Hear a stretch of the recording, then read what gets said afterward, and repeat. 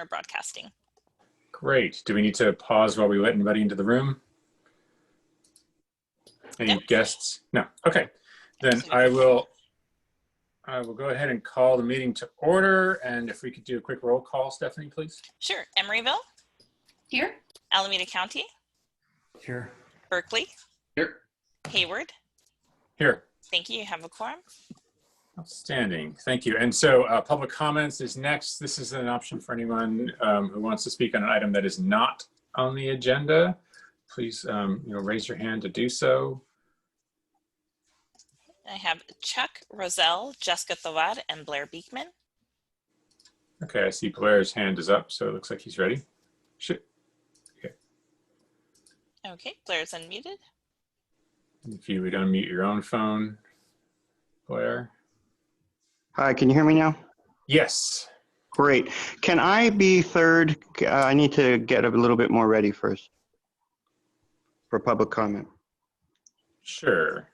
Thank you very much. Yep, I see Jessica's ready, so can we unmute her? Yes.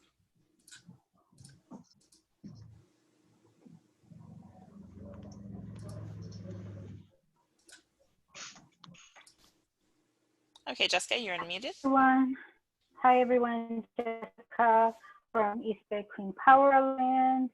And I wanted to make a couple comments, just logistical stuff from the end of, I guess, public participation. First and foremost, and I have shared this with Stephanie, but that whomever is working on the new website, whenever there's a meeting that starts, like the last board meeting, as soon as that meeting starts, the information, the sign up, the Zoom link, all disappears, and what shows up is the information for the next meeting. So this meeting showed up. So for people who might be joining a board meeting late, they don't have access to the information to join the meeting. So that's something that should be remediated pretty quickly. I guess how the working before was working better on the website. And then the second thing is we don't have access anymore to the Zoom recordings of previous meetings of board meeting, audio from the CAC. And that kind of stuff is important for people who cannot attend meetings for whatever reason, be it work or other meetings going on. So I think the access means is to the information and being able to see the slideshows later on, that kind of thing is really important for public participation. And I think now more than ever, when one of the most controversial issues of nuclear is being considered in East Community Energy through Brilliant 100. So for that, I think there's some attention needs to be put there so that the public has the information that they need to access to make the best possible decisions and participation on these issues. And that's all I wanted to say. Thank you.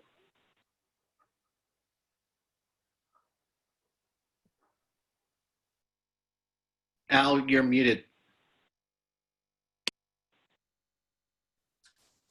Thanks, Jesse. And thank you, Jessica, for bringing that to our attention. Can I get someone from staff to just acknowledge and reassure us that that's going to get worked out? Yes, that is actually something that's currently on a priority for the marketing team, is to address that with our consultant. They have been made aware of this. Great, thank you. Hopefully in time for the next meeting. Okay, so next speaker. So Blair's the only one with a hand up, so I hope you're ready.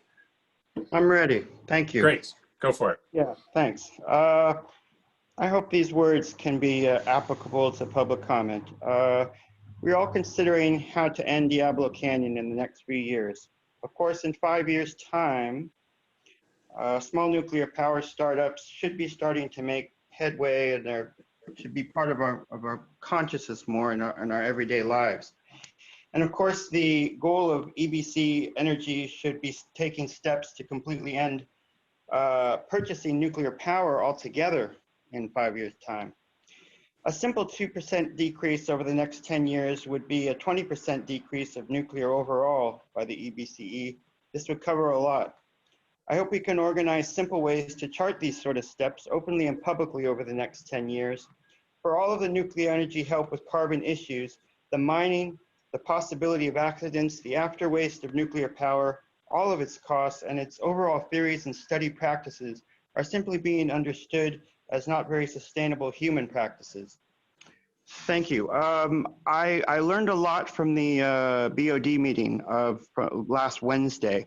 There was an issue that because of your new website, you're having trouble placing your video minutes on the agenda.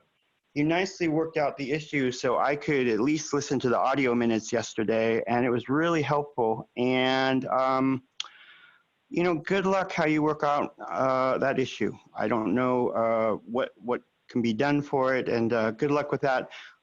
There was an issue I had with the CAC. I didn't want to make a big deal about it, and I'm sorry to bring it up publicly, but they don't have a public comment process for its meeting minutes approval each time.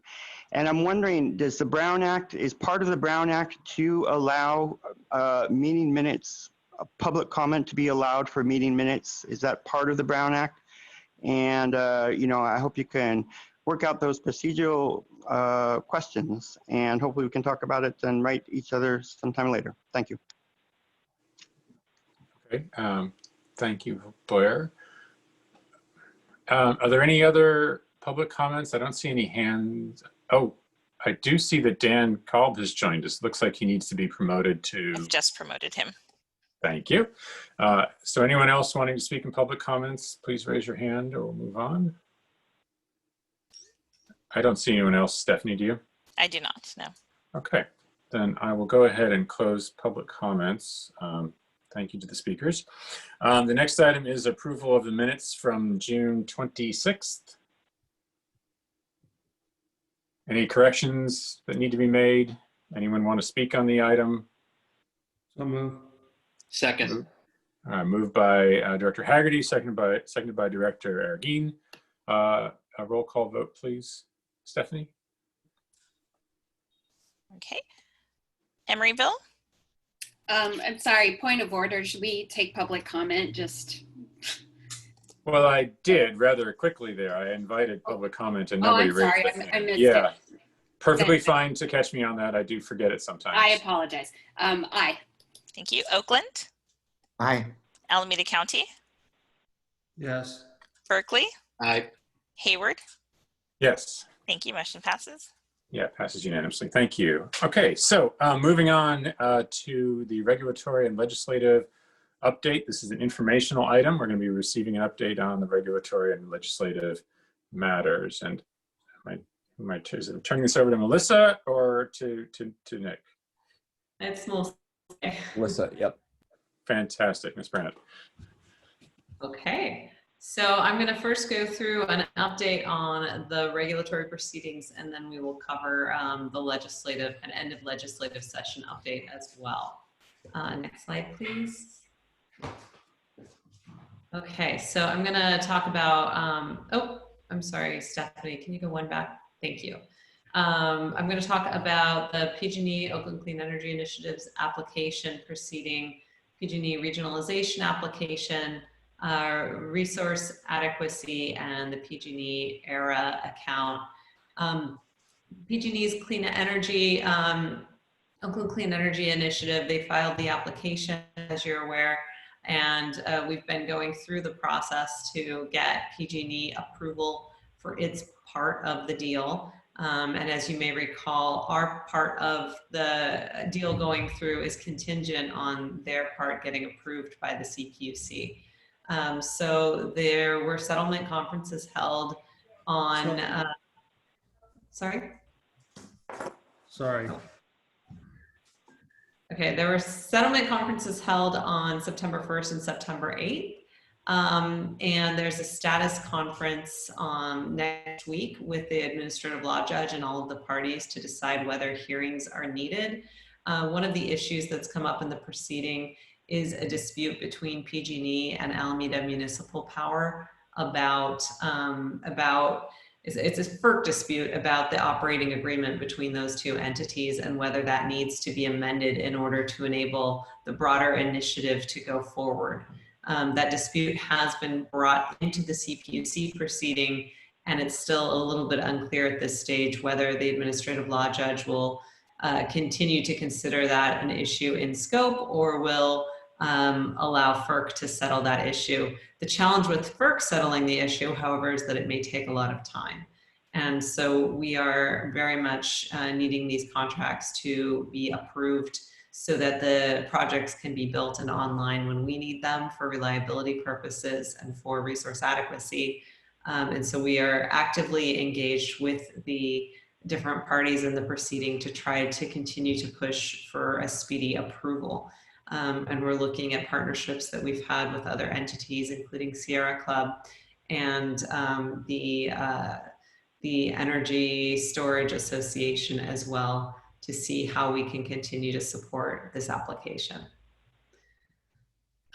PG&E filed its regionalization application this summer, and they are seeking to open essentially regional offices throughout their service territory.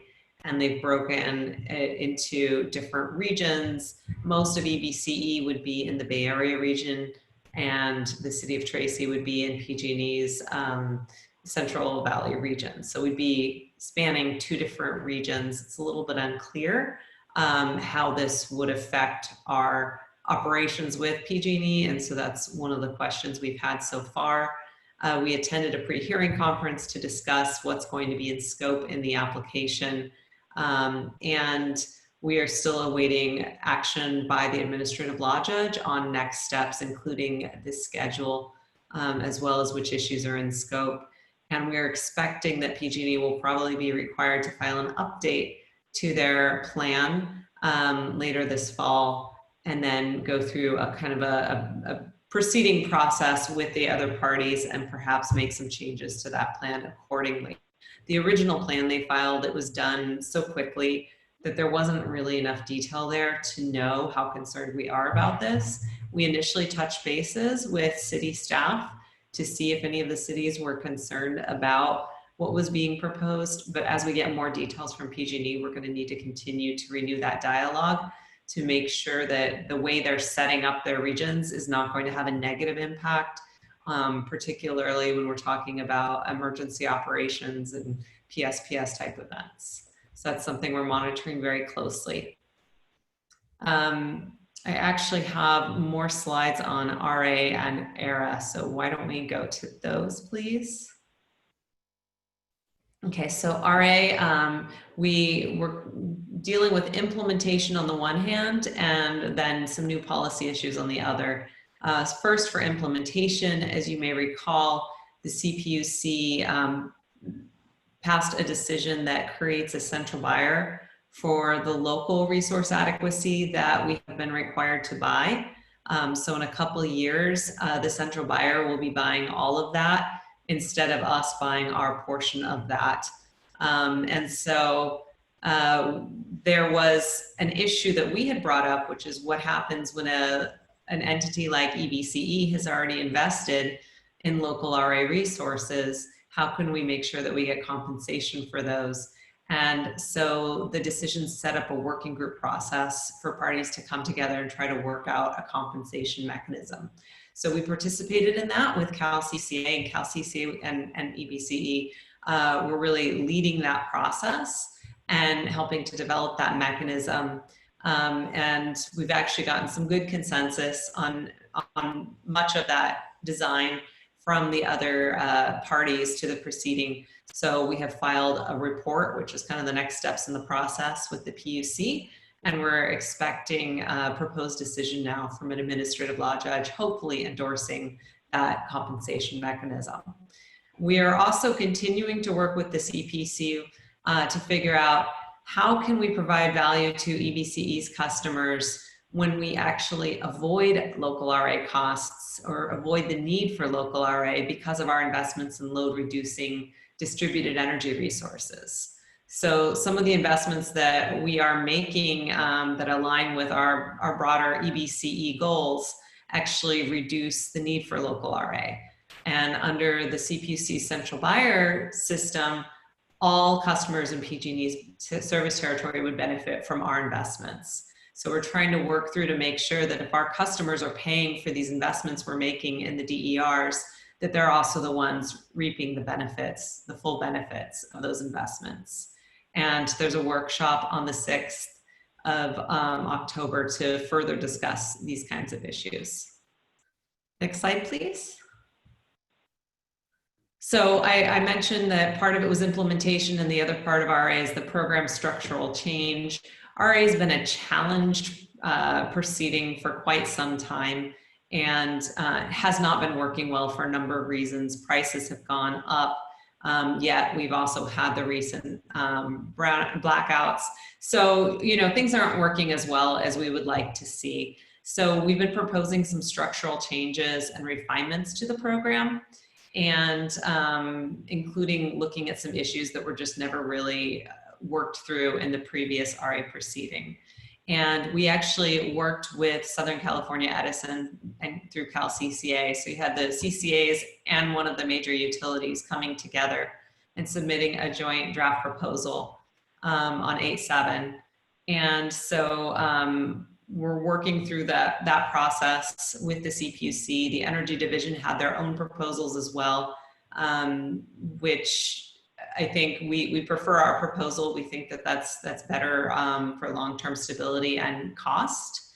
But now we're going through the CPUC's process of discussing the merits of the different proposals and figuring out what the final structural changes will be. So certainly the recent blackouts are going to continue to shape the discussion and everybody's impressions of the problem. And then final proposals they were originally due on the 15th of October, but I think that I saw a ruling yesterday that actually pushes that out perhaps by another month. So our team is very actively engaged in these discussions and trying to come up with a solution that's going to help make this program more stable in years to come. Okay, next slide, please. So I also wanted to just update you quickly on PG&E's ERA proceedings. As you may recall, there's the forecast proceeding that looks forward and determines the PCIA as well as the PG&E bundle customer rate. And then there's the compliance proceeding that looks back to see if PG&E's accounting was essentially correct for what it charged in PCIA. So I think the key message is, in the 2019 compliance proceeding, we've had some significant reductions to PG&E's actuals, so that's good. It means we're paying less, or we'll see refunds. And I think in this case, we actually have already gotten PG&E to agree to a $132 million reduction from their original ask, and we're still disputing over $33 million. And then in the forecast proceeding, what we're trying to bring down the forecast, but ultimately I think there's going to be a big PCIA rate increase in 2021 once again, both because of a forecast increase in costs, but also because the utility is going to start collecting the excess funds that it has not collected in 2020 because of the cap. And so that's just going to make 2021 once again a very challenging year from a PCIA perspective. This problem is really not going to go away, and unless and until the PCIA is kind of structurally changed. So we are, so that's kind of where we're at with ERA. I don't think I have anything more on that one. So before you, are you done with the regulatory update before we jump into the legislative ones? Yes. Yeah. So let me just pause and see if there are any committee members who want to comment on the regulatory component before we jump into the legislative. Go ahead, Director Martinez. Thank you. I just have a few questions. The first is, what time is it where you are, Melissa? 9:21. Wow. I just want to just take a point of personal privilege and say I'm really grateful that that we're able to retain you and you can still work on all of these issues from Germany. So, You're really missing out on the heat storms and the smoke.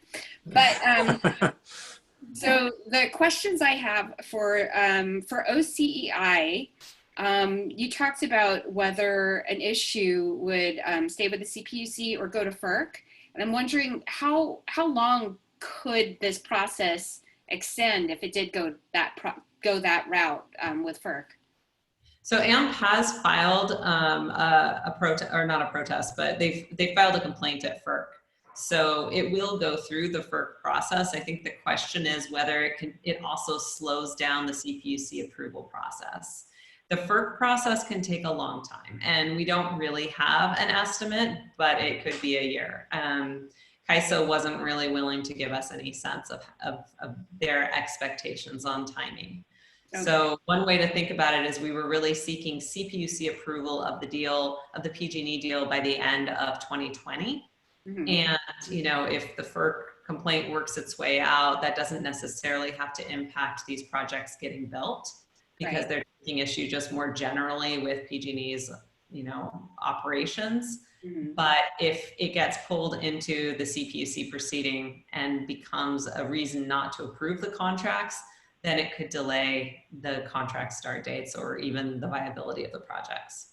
Okay, I hope you will keep us apprised, because I'm sure you're aware, even from Germany, that the governor has stated that there are no combustion engines are going to be sold in the state of California by 2035. So the pressure, you know, even more than legislatively, it's coming down from on high, is getting greater. My next question was regarding the central buyer implementation.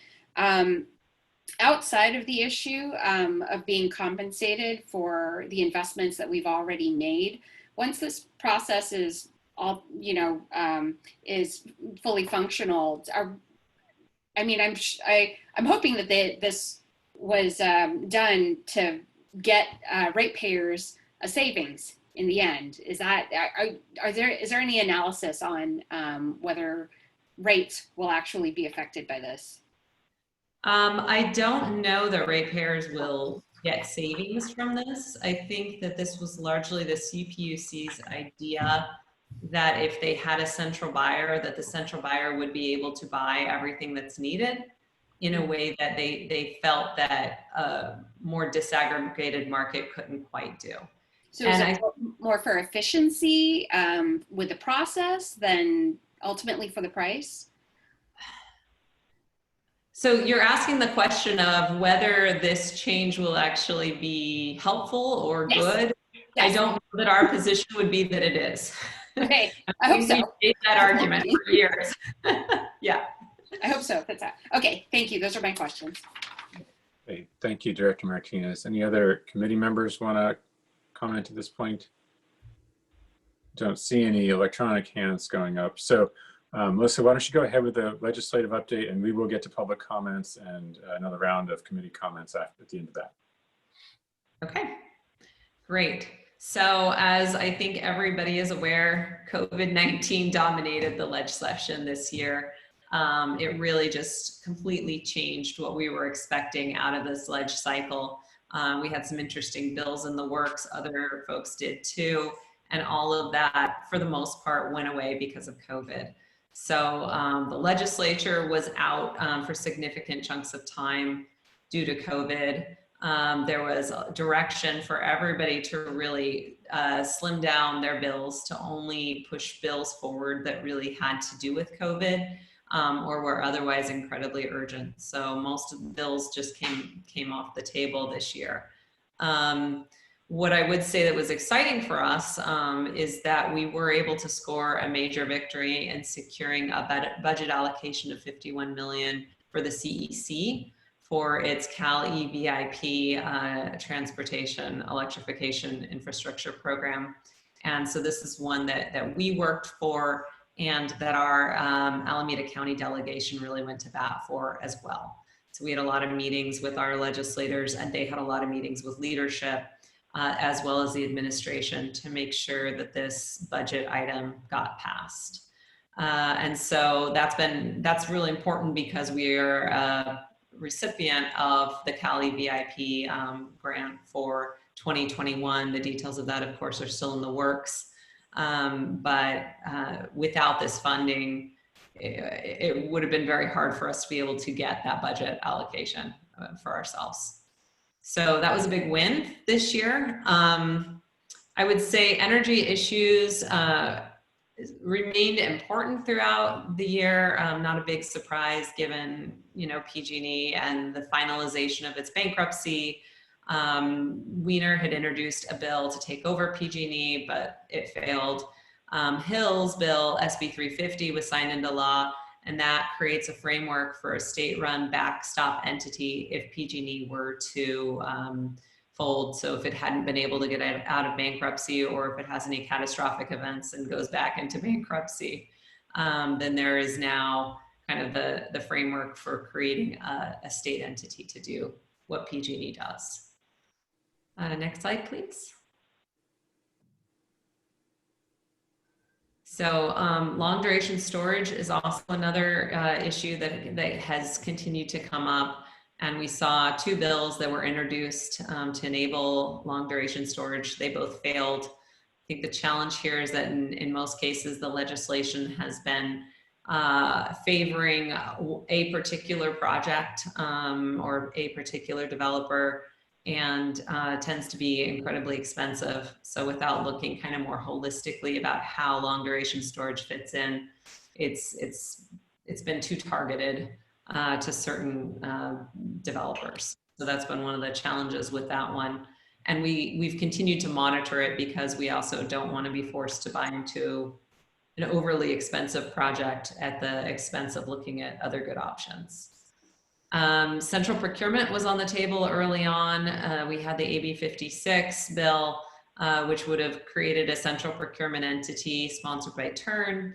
And then we had the CalCCA bill, which was the Marzouchi bill that would have also created a central procurement entity, but in a way that ensured that the load serving entities that wanted to do the procurement were doing that procurement first and having the central procurement entity fill in the gaps. We also saw several microgrids bills introduced, which made sense coming out of the wildfires and the PSPS shutoffs from last year. But none of them succeeded, again, just because of COVID. And then we also saw SB 364, the Mitchell bill, pass. And this was a bill introduced to continue to preserve preferential tax treatment for utility scale solar projects should the Prop 15 reform initiative pass this fall. So that went through. And then finally, AB 1941 was introduced to suspend the RPS standards, but it was quickly quashed. There's really no appetite right now, I think, to suspend the environmental goals. So those were some of the highlights. Next slide, please. The Energy Committee oversight hearings, COVID-19 really limited any appetite for oversight hearings, but the Assembly Utilities and Energy is expected to have an oversight hearing in early October to discuss the root cause analysis behind the August rolling blackouts. Might be worth noting that CalCCA put out a letter recommending that in addition to the analysis that the CPUC, CAISO, and CEC are conducting, to have maybe an independent third party also look at some of the root cause analysis behind those blackouts as well. And then finally, what are we expecting for next session? Bills can be introduced as soon as early December when the new leg session kicks off. And we would expect that many of the bills that were shelved due to COVID will be introduced. So things like long duration storage, PCIA reform, central procurement, central reliability, especially in light of the recent blackouts, we would expect that to be a major focus this year. Possibly distributed generation, microgrids, and Senator Skinner had a distributed system operator bill. So those are some of the options. Next slide, please. And then finally, so the 2020 ledge cycle ended August 31st. September 30th is the last day for the governor to sign or veto bills. And then, as you know, November 3rd is the general election, and December 7th is when the next legislative session begins. And then I just had a few key highlights from some of the bills we were tracking. I already talked about SB 115 budget bill. It was passed and signed by the governor. SB 364, I also talked about with the solar property tax exemption. That was also passed and signed by the governor. AB 1659 did not pass. That would have been extended a non-bypassable fee on customer bills that goes through 2036. It would have extended it through 2051 to raise $3 billion, but the funds would have been charged to utility customers, and the activities to be funded were really quite a variety, not necessarily energy related. So that one struggled to get much traction. AB 841 did pass, and that supports more investor-owned utility deployment of utility side EV infrastructure. This is one that I think really benefits us as well, because the more investment the utilities make in their side of the infrastructure, the more EV charging stations we can support in our territory. So working with utilities, it really is kind of a win-win when we can work jointly on the transportation electrification efforts. And then finally, in very late stage, there was a gut and amend of AB 913. It was amended one day, passed the next, and it enables the investor and utilities to request financing orders for under collections and bad debt due to COVID. Initially, we were very concerned that the IOUs would be able to access this tool for their generation costs, and that we would be at a competitive disadvantage because we don't have similar financing orders. But the investor and utilities committed that they would only use this on the distribution side of their bills. So there's no more competitive disadvantage. But what I think is really noteworthy is that we had 5 different senators on the committee voice support for CCAs and voice an interest in knowing that CCA customers would be benefiting in the same way as the bundle customers and not somehow disadvantaged or left behind as this bill got passed. So I think that just speaks to the fact that we've really built a strong coalition with our legislators throughout the state as CCAs, even though we're still fairly new entities, that they're really backing us and expecting us to be able to both help our customers from a rate perspective as well as help meet those environmental goals. That's progress. Yeah. Okay. Done, Melissa? Fantastic. So to my fellow committee members, please raise your electronic hands if you want to comment or ask questions. Not seeing anyone. You get another chance after public comment if you come up with something. So Stephanie, if we could invite public speakers to join in. I see one hand up from Blair Beekman. Anyone else who wants to speak, please raise your hand. Blair has access to his microphone. You can unmute it. There we go. Hi. And we Thank can you. hear you. Great, thank you. As you talked about COVID issues, this can be an important time to just really thank yourselves of the East Bay for your work with the state of California on COVID issues. I feel you've created a plan in what we can expect as everyday community over the next few years, like with housing, with transit, and even with EBCE, that has been a lot of comfort to myself. And you've worked out, just really in practical terms. And it's just been an incredible comfort to myself to be able to live in the East Bay and Fremont at this time. I'm originally from San Jose. Their transit agencies, they're having a bit of difficulty with budgeting and financing issues. They just can't speak the language, how to come across with the needs and what exactly is happening at this time. And it's a bit difficult for them. They can learn some important lessons from yourselves. I hope you can be of help. And, just make it an open communication, not just for yourselves, but for us as the everyday public to understand what's happening. And, it's no fault of the Santa Clara County, San Jose area and the VTA. They do eventually come through with good plans for everyone. It just takes them a bit longer and they're a bit more conservative about it. And I know Ash Kara, as assembly person from San Jose, he works well. He's a good go-between, and he can really understand how the East Bay is working, and that's important. So I just wanted to take this time to thank you. I've got 1:17 left. I suppose this is a time to mention San Jose is working on a little PG&E plan called Hummingbird Energy, I think, and it's how to create storage capacity for solar, I think, in a converted transformer space. I don't quite know the language. The transformer space used to use natural gas, powered by natural gas. I don't know if it's still going to do that. They're working with PG&E on the issue. I thought it was important to mention that. And finally, you were mentioning EOC issues, and that got me thinking about the good work of BAYUASI. They're the federal agency that hands out money, and they work on EOC issues and planning. And they're a good agency that is another agency that I feel I should introduce yourselves to understand issues better. They want to address wildfires. They want to address that in human terms and in helpful terms. And it seems that's what you're trying to do with PG&E right now. And we're doing such an important, incredible work as local community energy. I hope PG&E, can really learn the lessons what we can accomplish with local community energy, and BAYUASI is working towards those good goals as well. Thank you. Thank you, Blair. Any other public speakers? Stephanie, I don't see any hands up. No, but I have Barbara Stebbins listed.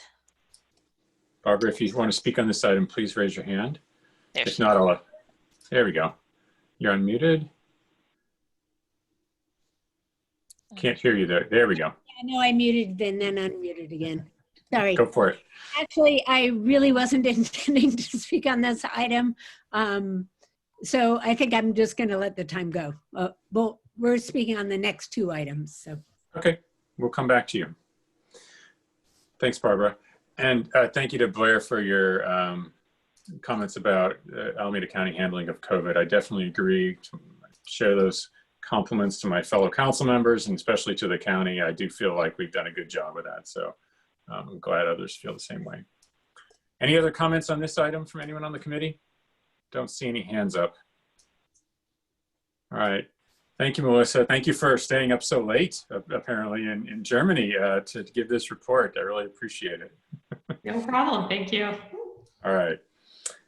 Next item on the agenda is the CAC guide and appointment process updates, and this is an action item, so there'll be a staff report. I'm assuming that's going to be handed off to Nick, or if not, let me know who for the report, and then we'll have a recommendation, hopefully, that we can coalesce around as a committee.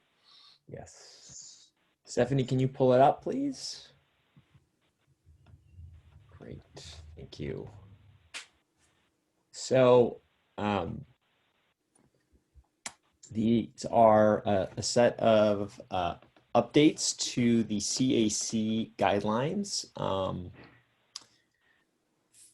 meant to really kind of address the next round of appointments to the CAC that we have. So currently there are 3 open CAC seats and 2 open alternate seats. So, some appointments need to be made. And one thing that, has sort of consistently been communicated to staff by our board is the importance of having CAC representation from all parts of the service territory. So if you go to the next page, Stephanie, can you go to the next page? You'll actually see, that currently we do not have any CAC representation in the Tri-Valley. And Now, Tracy is not a member of the program, but we do not have any representation from San Joaquin County. So that would be expected given that they haven't joined the program. But, and, you know, I think relative to population and the number of customers we serve, we only have one CAC member from the Tri-Cities area. So given the feedback we've consistently heard from the board about the importance of wanting good geographic representation of the CAC, staff has endeavored to make some updates to the appointment guidelines to reflect that. So I'd say the first, and that really gets to sort of the first suggested update, which would be to create sort of 5 areas: the northern Alameda County, East Alameda County, South Alameda County, and Central Alameda County, and then San Joaquin County as sort of the 5th area and potentially sort of an emerging part of our service territory. And then allocate the CAC seats to those 5 zones, roughly representing their share of the JPA vote. So that's what this first table illustrates. So our 5 northern cities have 36% of the JPA vote share. That roughly translates to 3 CAC seats. East County has 14% of the JPA vote share. That roughly translates to 1 CAC seat. South is 27, which translates to 2. Central, which we've also included unincorporated Alameda County, recognizing that there obviously are parts of unincorporated Alameda County throughout, but from a customer perspective, it's Castro Valley and Cherryland and San Lorenzo are where you have the most EBC customers who are unincorporated residents. So that was the rationale for grouping unincorporated in the central zone for a CAC, from a CAC seat perspective. And then finally, because Tracy is in San Joaquin, and we do feel it is, while certainly there's similarities between Tracy and San Joaquin and the Tri-Valley, it is different, and we felt, and it is also a new participant in the program, and so staff recommends allocating 1 dedicated CAC seat to Tracy for now, and certainly if service grows further into San Joaquin, that would be covered by this CAC seat. And then, we do have 2 alternates who we would select from anywhere in the service territory. So that's the first recommendation. And the second recommendation, really, it's the assignment of these seats geographically. And then the third is related to trying to ensure that we maintain this geographic representation. That is shortening the appointment terms from 4 years. Well, right now, some people have 4-year terms, some people have 2-year terms. Shortening all terms to 2 years. We would maintain the 8-year limit. So today, you have a 2 or 4-year term, but you can't serve more than 8 years on the CAC, so we're not changing that. The real rationale for going to a 2-year term, though, is we have observed that in some cases, somebody joins the CAC as, say, a Fremont resident, and then they move to Oakland. And so recognizing that can happen, I think if we want to maintain the geographic representation, having a shorter term, we don't want to kick that person off the CAC. They're still contributing. They have, lots of experience that they've gained. And so we want to maintain that continuity. But at the end of that 2-year term, if, say, they no longer live in the city or one of the cities in the zone for the seat they're sitting in, then that seat would be open and could be reapportioned to those communities. So that's I think really the long and the short of it. Okay. So Because this is an action item, I'd kind of like to get public comment, but Scott, you've got your hand up. Do you want to go before or after public comment?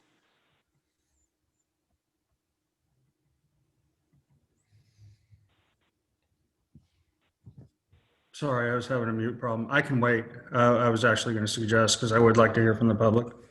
Yeah, okay, great. So I don't hear any objections to that. So Stephanie, let's go to public comment speakers, and I see Barbara probably should be first. Yep, and you're unmuted, at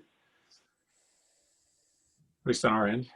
So I think our biggest concern recently about the Community Advisory Committee has been it doesn't seem to be getting a lot of attention from staff or the board in terms of replacement of members. So we're down to 6 members and no alternates at the moment. That's 2 away from not having quorum at any point. And I think that we support the notion of geographic representation. We think that's important, but it certainly isn't the only issue.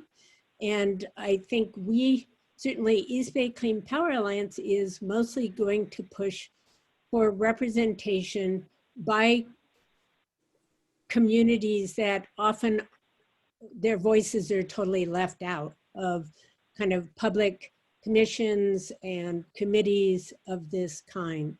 So we want to make sure that there is a diversity of representation of, for instance, income levels or racial or ethnic identity. So we just think those are very important things as well.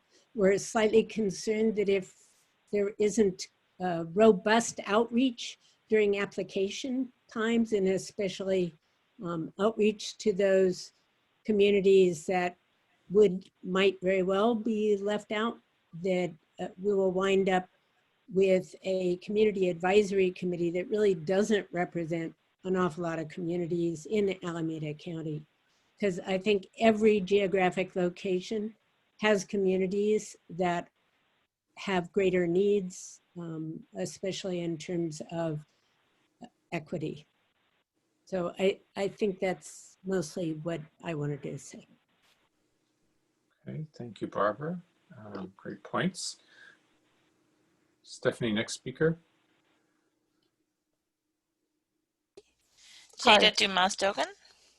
Thanks, Stephanie. Hi, this is Jada Dumas-Dogan with East Bay Clean Power Alliance and Local Clean Energy Alliance. My comment is not directly related to the recommended changes, but it's about the process in general. It says in your proposal that the executive committee or an ad hoc committee of the board will interview enough candidates for the number of available seats and recommend the appointment of members to the full board for approval. I didn't see anything about input from the current Community Advisory Committee in selecting new members to their committee. Is there a specific reason for that? Wouldn't it be helpful to get them involved in this process? That's my first comment. And the second one, it also says in your proposal that EBC will announce the start of the application window via meeting announcements, EBC email distribution list, and the Community Advisory Committee website. This sounds good, but I think you should also consider reaching out to the community organizations in your service area to recruit Community Advisory Committee members. That's related to what Barbara was saying. Thank you. Thank you very much. Next speaker, Stephanie.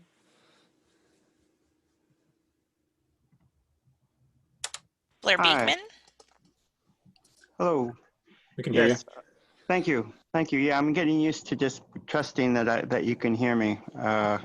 Thank you. I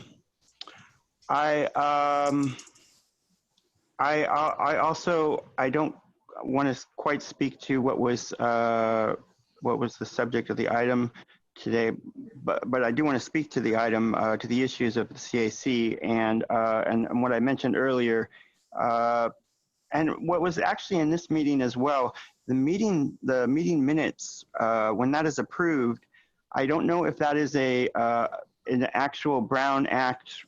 You know, that Brown Act stipulates that you have to have public comment on the approval of meeting minutes. And So Blair, let me, forgive the interruption, but I would ask that you stick to this particular agenda item for well, this time it period. does concern. I first noticed it with the CAC, and I couldn't speak about the meeting agenda minutes of the CAC, and it's for this meeting as well. And it's an issue I can take up in letter writing at another time. Thank you.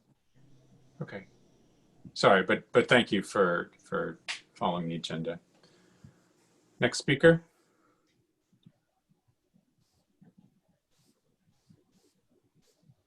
Cynthia Landry. Yes, good afternoon. Can you hear me? Yes, Yes. please go ahead. Oh, great. I'm coming along here with my technology. As you know, I have been on, and I have been very proud to be on the Community Advisory Commission. I guess I've been on the commission, the Advisory Council now for about four years. And what I wanted to say, a couple of things. One is I do agree with Barbara's comment. In addition to regional diversity, there needs to be diversity of representations in terms of various constituency groups, such as Barbara pointed out, a member from the low-income community, social justice constituency groups, ratepayer, labor, of course, and you know, other groups that were previously outlined in other memos. So I do agree, we do need to reach out regionally, but when we reach out regionally, we need to keep the diversity intact, because we are representing the entire community. In terms of whether the CAC Advisory Committee should have an input on who's selected, personally, I think that should be left up to the board, and I think it's more neutral, I think, if it comes from the board. And the last thing that I want to say is it's a learning process. I'm a social worker by profession, and it's a learning process. And I think that people that may want to consider remaining on the board maybe could have some priority in terms of the selection process for continuing to serve. Thank you. Those are my comments. Thank you, Cynthia, and thank you for serving on the committee. Stephanie, do we have any other speakers? I don't see anyone. No, I do not have any other speakers for this item. All right, thank you very much. Then we'll move to committee members. And Director Haggerty, did you want to start us off? Your hand's not up, but you had it up earlier, so I wanted to give you first. Yeah, I don't know where it went. I didn't take it down. Probably Stephanie didn't want me to speak. That was me. On this one, first of all, I think the easy one is, if we're going to have alternates, I think we should have alternates for each of, and I'll refer to them as planning areas, because it would be bad for somebody from, say, Tracy not to show up, and then they're represented by Oakland. That just doesn't work. So I think each planning area should have an alternate that is called if they can't make it in, and then they go to the alternate from that community. I also am, I try not to do this very often, but to me, it's kind of glaring that the Tri-Cities only get 2 people. Fremont's the second largest city in Alameda County. And I really think that, the fact that they're at 27, I really think that they're really close, and they should get that extra body that have 3 people. So, and then I am a little troubled about Dublin only having one, but I guess that can be for the next supervisor to talk about. But I do feel strongly about the other stuff that I talked about. Okay. Thank you, Director Haggerty. Anyone else? I can't see everyone, so it really helps if you raise your hand electronically. I raised my hand. Yeah, Director Arreguín, go ahead. Yeah, I agree with Supervisor Haggerty about having alternates from each geographic area, just to make sure that those areas are represented if the appointed CAC member is not able to participate. I like the idea of, now that we have new communities that have joined, more communities having appointments by geographic area. I do think Supervisor Haggerty's point about Fremont is valid. I mean, in terms of JPA vote share, I guess, or load share, it's not as much as North, but population-wise, it's certainly greater. But I think that's something for us to consider. Okay, thank you. Director Martinez. Thank you. I also agree about the alternates and the representation in case that a member is not present. Although I know it is not easy to fill these seats. It's not easy to get applications. So I just want to give a nod to all of our public speakers who are asking staff to conduct some really robust outreach in our communities, because I agree that we have to get the word out to get folks to understand that this is a consequential board, and we really value these voices. So please let us know as board members what we can do to assist. Thank you. Director Haggerty again? Scott, you're muted. Yeah. Stephanie did it. So when Director Martinez was talking, she reminded me something that I thought about, and I guess I would really say this to Jesse as a member of the Mayor's Conference, but you know, what if we made these appointments of the Mayor's Conference and the mayors appoint them? I'm just, to me, it seems like, you know, they can do everything as far as, you know, ethnic groups. They can do everything as far as making sure we have laborers. We've all done when we've sat there and made these appointments. You know, we've gone through all this. But I know at ACTC, their Citizens Advisory Committee has a certain level of Mayor's Conference appointments. I throw that out there for thought to see what people think. Okay. Thank you, Director Haggerty. Director Kolb. Thank you. Yeah, I think the regional question makes sense, and I think our biggest challenge has been just the identification and recruitment of people who are interested, and that will continue to be a challenge. There needs to be this needs to be somebody's responsibility, and then they need to spend time to fulfill that responsibility. And part of that time is to bug, I won't say bug, but to interact with the various board members and alternates on the board to make sure that we all go out and help with the outreach and the recruitment. That's part of our job.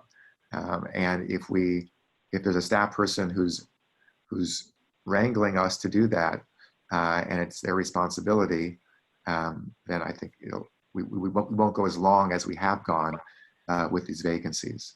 But it needs to be something that, Nick, it needs to be something that somebody is in charge, is their responsibility on your staff, and that this is, they got to do it. Thank you, Director Kolb. I'm going to chime in briefly, and I see Director Haggerty and Arreguín. I'll come back to you in a second. So I'm comfortable with the regional allocation. I think there's real logic to that. I'm comfortable with the current proposed seat allocation. I know that the South is, should get 2.4 seats.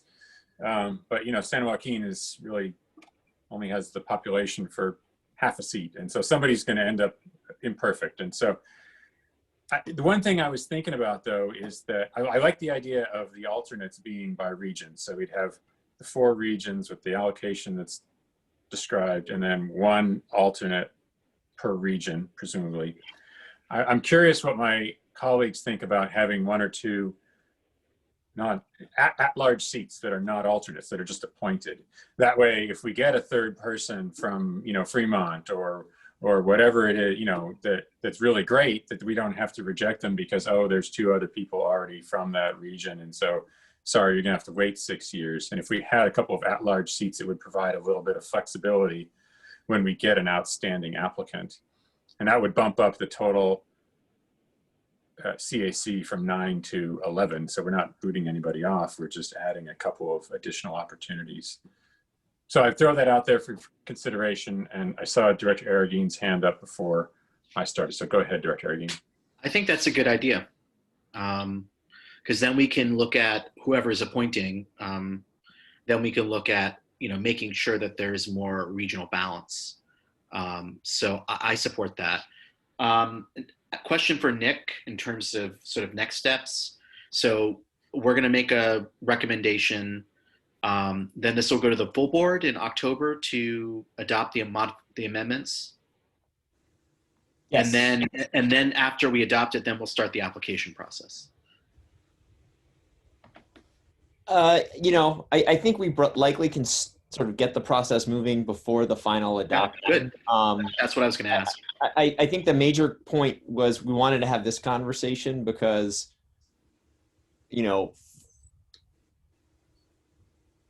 we're really right now, for instance, in the northern zone, we already have 3 CAC members. So we would not be actively recruiting for more residents from the northern zone.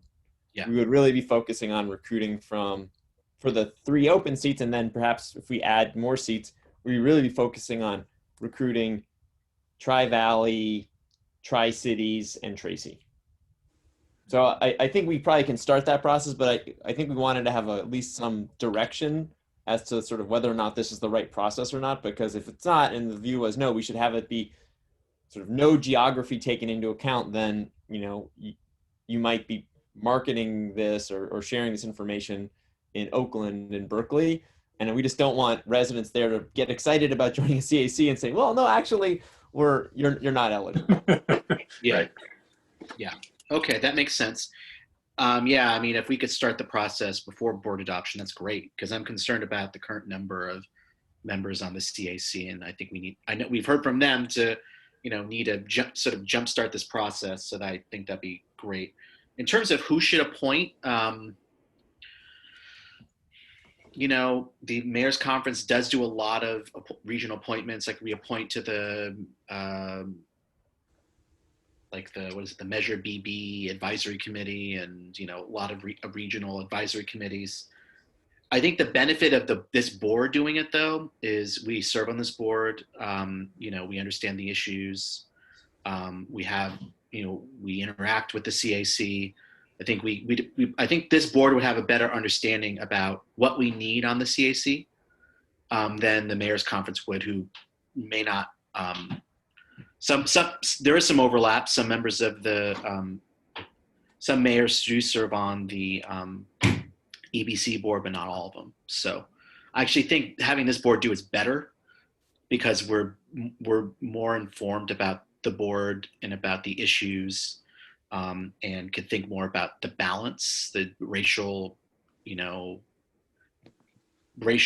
gender, geographic, as well as just professional background and experience we want to bring to the CAC. So that leads me to my last question, which is the process. So the guidelines say that we would interview people or a ad hoc committee. The way we've done in the past is we've had an ad hoc committee that did the interviews and made nominations. So I think we need to kind of come to some agreement about what the process is, so that once we get the applications, we can sort of launch that process. I don't know what the executive committee thinks, whether we're best suited to do that or creating an ad hoc committee. Thank you, Director Erging. I agree with everything you just said, by the way. Director Martinez. I just wanted to lend my support to expanding the committee if we were to get enough applications. And I really hope to see that process go deep this time. So we do have the breadth of folks to pick from to really make sure that we have a diverse selection.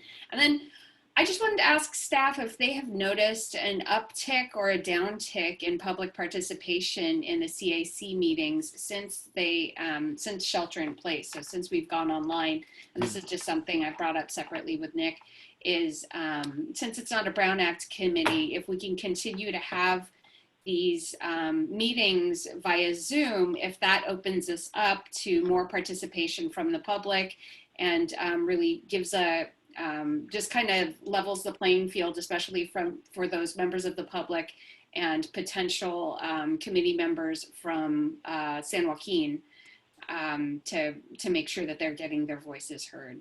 So I don't know if you've noticed, Nick, if more folks are attending, less folks are attending. Yeah, I would say we're not seeing a significant change in the public participation. Maybe a few more listeners, but what I would say is we're seeing more regular participation from the CAC. So in the past, there had been some of our CAC members had attendance issues because it's a Monday night. We were starting at 7. So for some, starting at 7 was late, so that it was hard. And then starting at 6 was hard to get there from work if you're commuting. So I think what we're finding is, one, meeting by Zoom allows for us to start the meeting earlier, which, is beneficial because you're not going so late. And then two, I think particularly for our members who, live in Fremont and then, into the Tri-Valley and in San Joaquin, the Zoom was just going to make participation a lot easier. I think we've heard from candidates that that's sort of one of their main sort of reasons why they are kind of hesitant to join is because, oh gosh, I have to drive to Hayward on Monday, deal with traffic. Obviously that's in the short run, that's not going to be an issue, but I do think that in the long run, it's probably a good practice. And it's something the CAC, even before COVID, had asked us about, is virtual participation. And we certainly gained a lot more experience with facilitating these meetings now. So I think we feel very comfortable that we could support that. Yes, and I think it would be more efficient for staff as well to take that commute time out. Yep.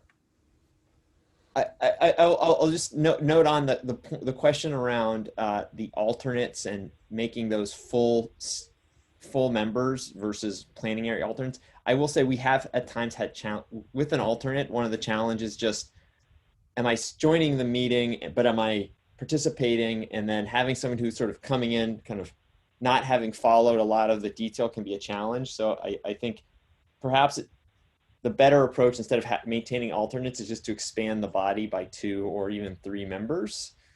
And whether those are at large or allocated geographically, certainly I'm indifferent to that. But again, I think what we've observed is recruiting people to join the CAC as alternates is a little bit, again, we haven't tested it with Zoom too. So with Zoom, maybe it is easier, but I think having somebody a full member, it will be a more attractive proposition to join the CAC.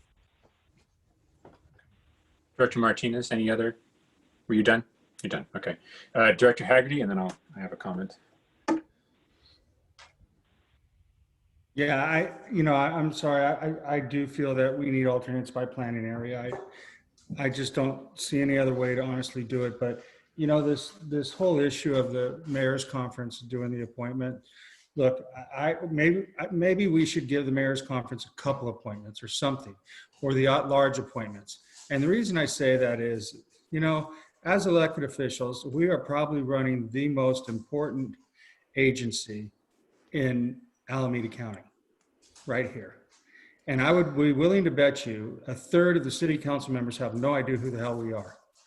And by trying to get some city participation at a different level, because not all mayors go back, and not all city council members go back, and certainly not all supervisors go back and report out what we did at the EBCE meeting. And I'm just trying to find a way to get more people at the elected level involved with us. So A, when they do wind up getting appointed to us, you know, they know kind of what they're talking about. But B, I'm going to tell you, there's a huge campaign right now on Nextdoor where I live about the dumb people who ran their air conditioner all August and now wonder why their bill's so high. And they're blaming us, even though we're 1% cheaper. And I just think that it's really important that we have advocates and elected officials that can be out there helping us get the message out and the word out. So, I mean, I feel strongly about it, but I'm one vote. But I think we have an identity problem that at some point we need to start overcoming, and we have not overcame it. We have not. We're not working with all the local officials in Alameda County. We're just not getting there. So, you know, I think that it's important that, you know, and by the way, your numbers don't add up. They add up to 106%. So, and the 6% is probably Tracy, but everything else is 100 until you add Tracy, and then you get to 106. So I just really am going to push hard. I think the planning area, the South planning area should get another one. I think we should have alternates for each one. And if you want at large, I think those should be mayor's conference appointments. Okay, thank you, Director Haggerty. So let me take a stab at pulling all this together in a motion for a recommendation. So I think, and I'll make this a motion, so that we support staff's recommendation for the planning areas, including the CAC seat allocation, that we have one alternate for each area that would step in when there is a vacancy, not an absence, but a vacancy, that we add 2 at-large seats, expanding the CAC to 11 members, and that we let those 2 at-large seats be appointed by the mayor's conference. Is there a second for that? Well, I'm not going to second it because you didn't give Fremont the South their extra seat.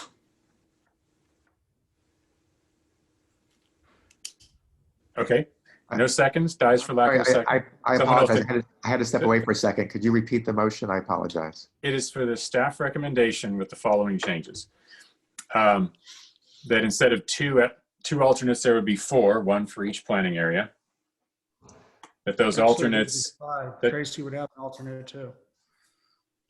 You're right. Thank you for that. So that you're right. So there'd be 5 alternates, 1 for each of the 5 areas. That those alternates would be appointed when there is a vacancy, not an absence for an individual meeting, but a vacancy. That there'd be 2 at-large seats that are appointed by the mayor's conference. That's the motion. And again, I'm sorry, I had an urgent thing step away. Does this indicate how many? And I apologize for forgetting what the staff recommendation was. Does this indicate how many appointments in each of the areas? Yes, it includes the staff's recommendation for the seat allocation. Oh, got it. Okay. That's the motion. And Dan, I'm not seconding it because I really believe strongly that the South should get an extra seat. So if you don't have a second from that motion, I'll move that motion, but I'll add a third seat for the South. So all right. So my motion died for lack of a second. There's a new one on the table, which is the same except for an additional seat for the South. And so are you adding then a 12th seat on the CAC to do that? Or are you taking it away from someone else? No, I didn't take it from anybody.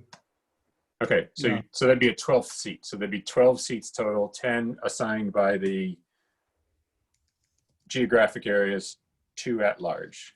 Is that correct? Or do you want to take away one of the at larges to do it? No, I don't want to take away anything. I just think that the South is so close to getting their 3rd seat that they should get it. So that's 12 total seats. Okay, I'm not disagreeing with the math. I just haven't sat here and added it up.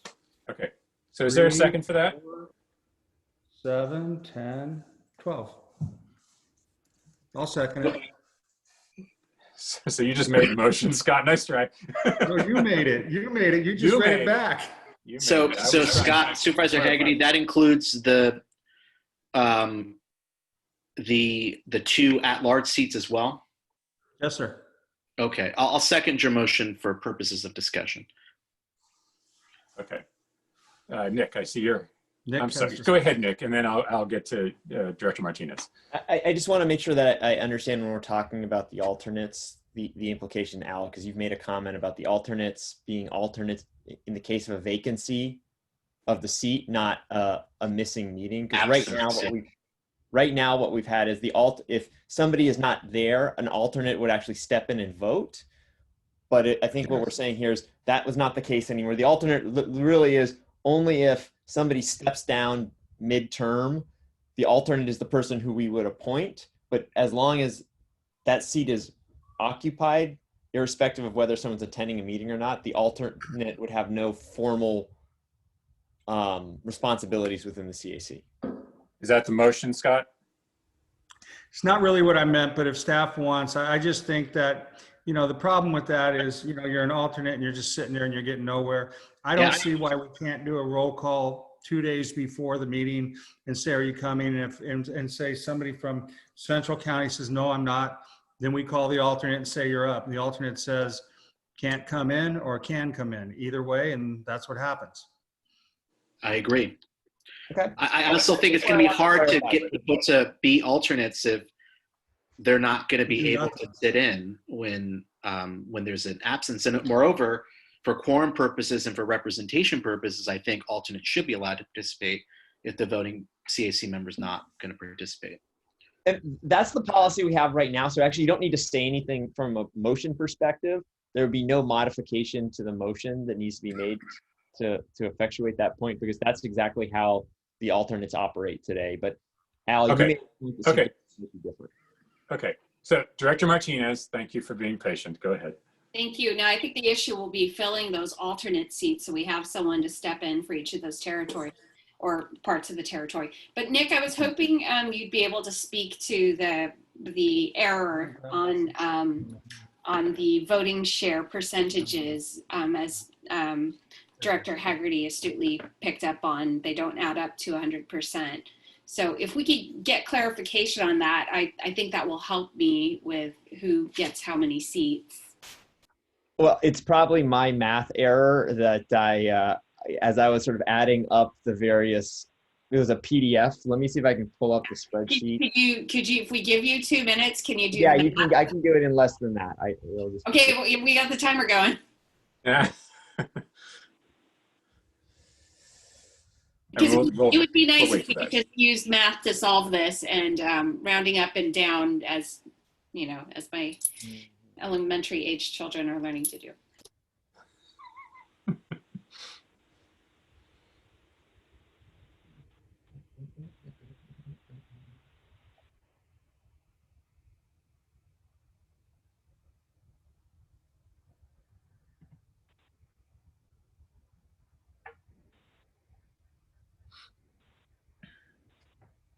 Just hold another minute here.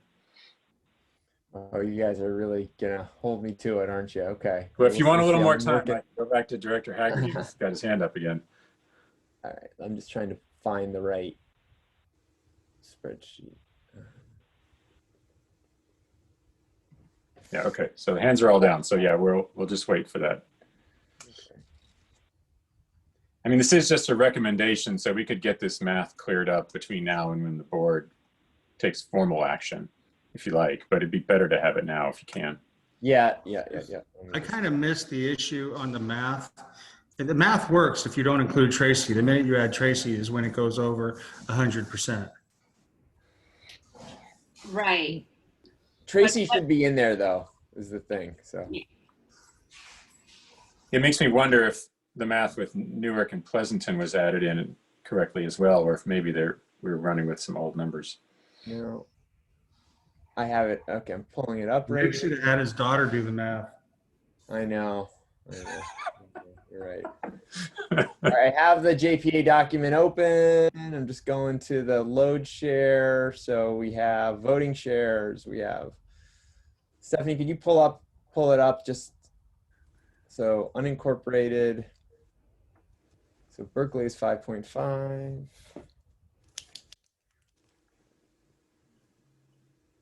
One second.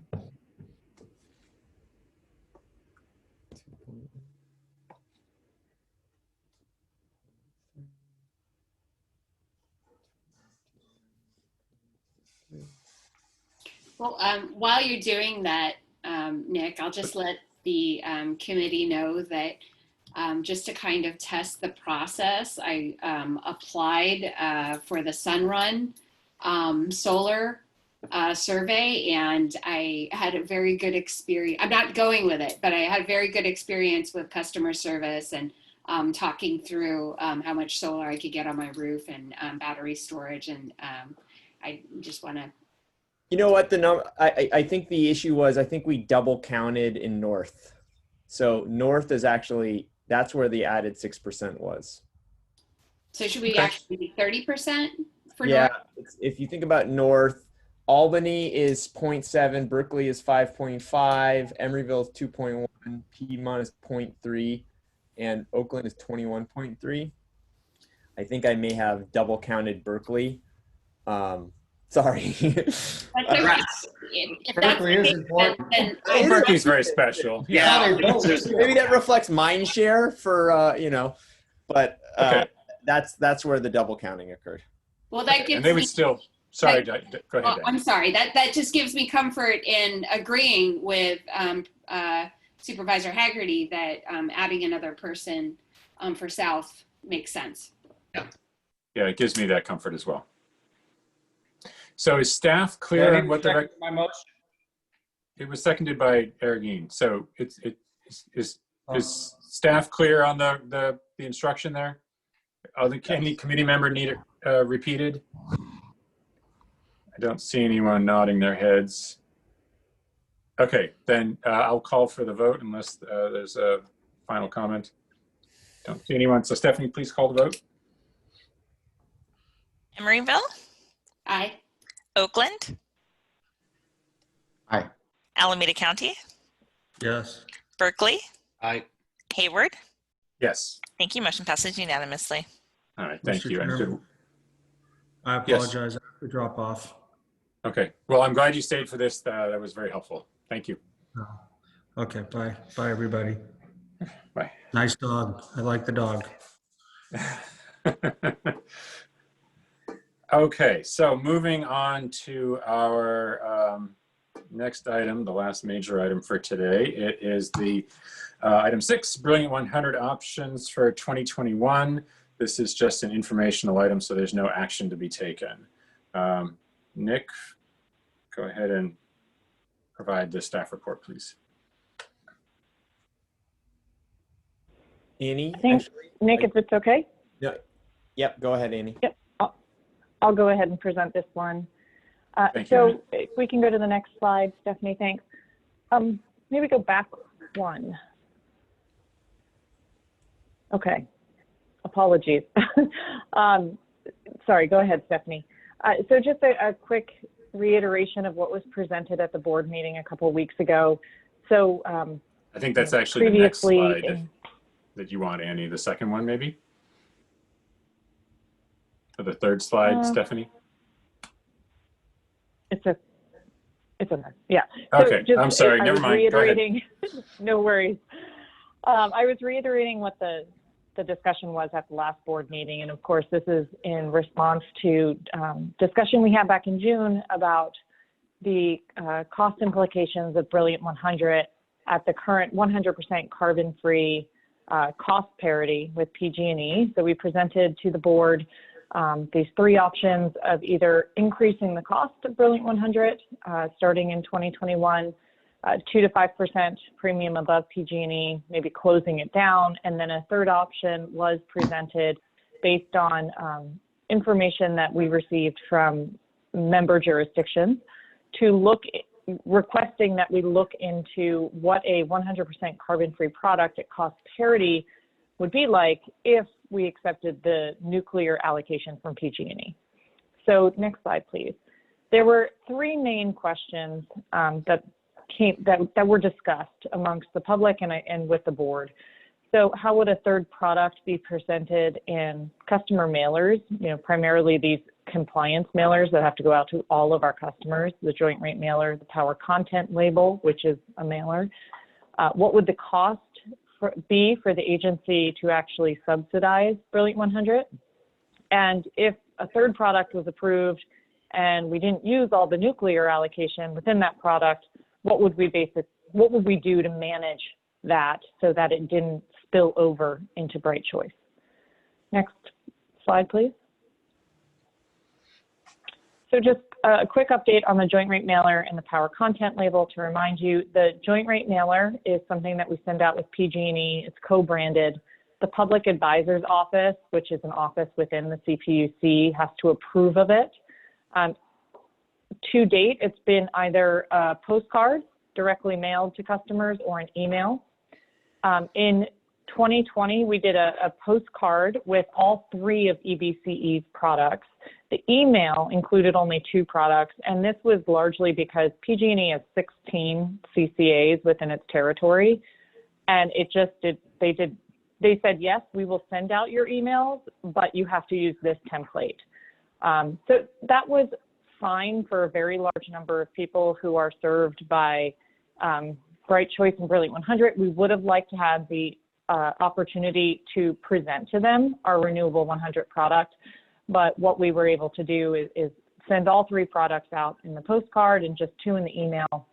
And again, those limitations were set by PG&E, and I'll come back to that point later on.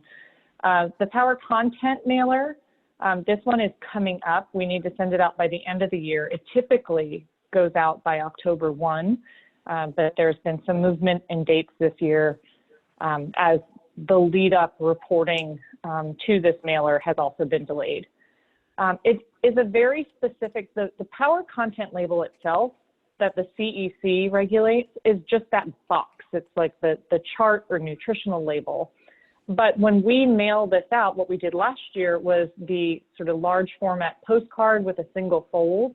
So all of the rest of the content is within our domain and within reason. So there is some additional marketing real estate and potential with that product. We do need to provide the same consistent nutritional label, power content label to all customers. So it has to show all products that are available anywhere in the service territory. But elsewhere we can make some changes. So let's go ahead to the next slide, please. So I worked on a number of mock-ups, but this is just a reminder of what it looked like this year in postcard form. And this is for the joint rate mailer. So this is the less marketing-oriented compliance mailer. Next slide, please. So what I then did was created a bunch of mock-ups of the joint rate mailer and the power content label, but I made some assumptions. So I just wanted to be clear on what I was presenting. So the scenarios that you're looking at assume that a third product was approved by the board and at least one jurisdiction is offering it. It assumes that the board agrees to each member agency being able to pick which products are available.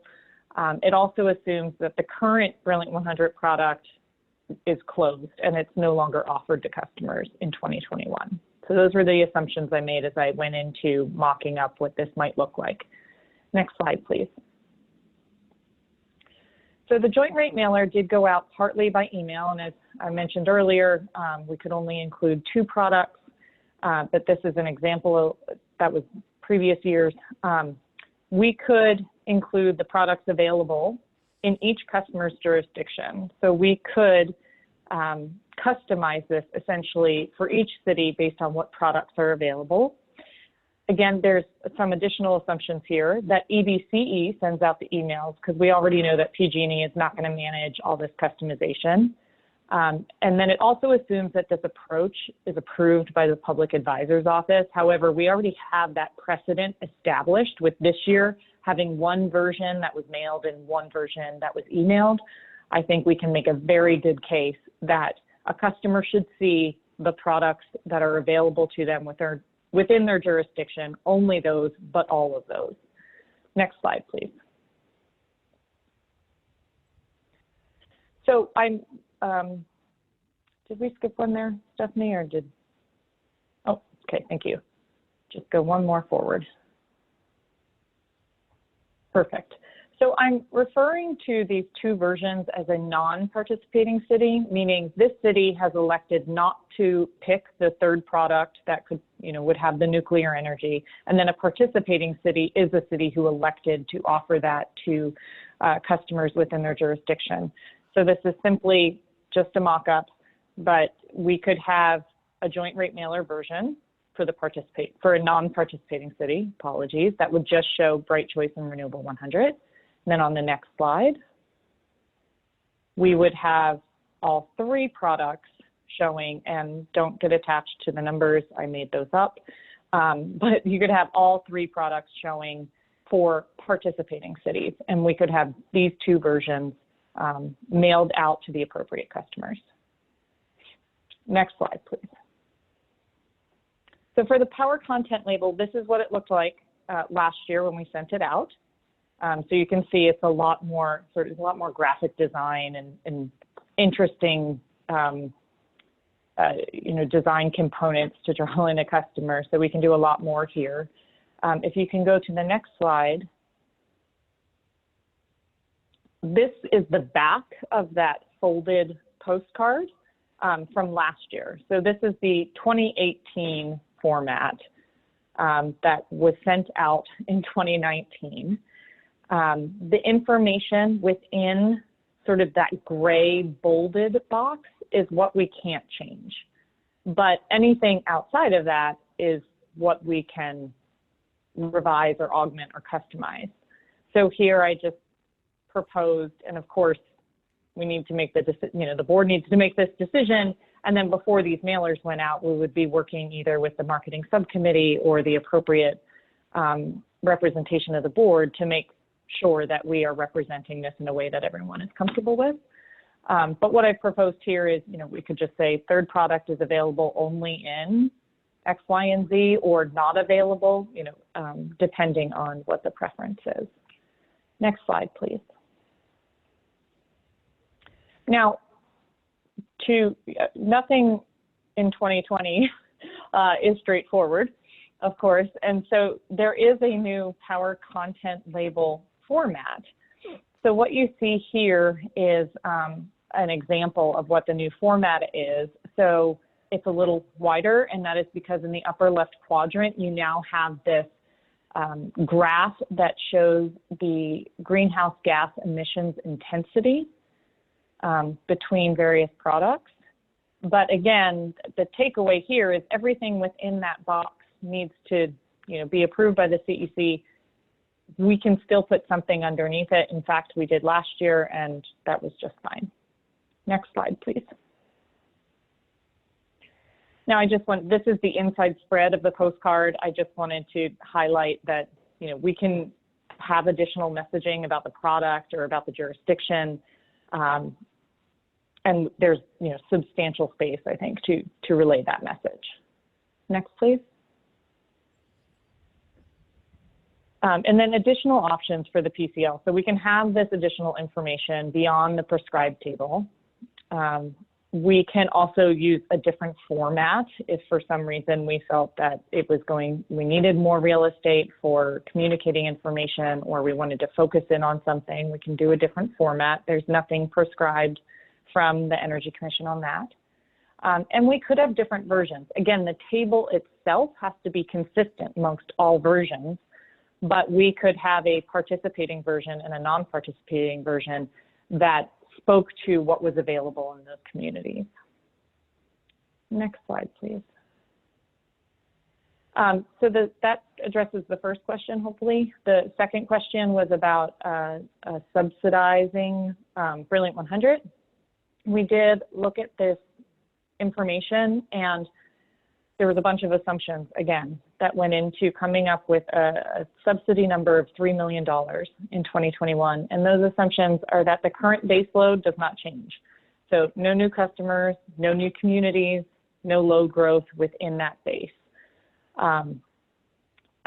Any increase, of course, to the load growth is going to increase the cost to the agency. It also assumes that PG&E's rates do not decrease.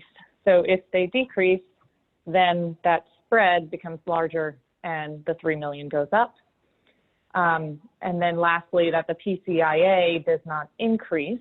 If that increases, then our generation rate is further compressed in order to hold parity with PG&E, and the cost to subsidize a Brilliant 100 product as it's currently offered would be even higher. And we do feel, I think, a fairly high degree of certainty that we're going to see the PCIA increase because it is being capped right now, and we know that we continue to build up sort of the debt that will trigger the cap to be removed, and the PCIA will go up. I think I have one more slide, one or two more.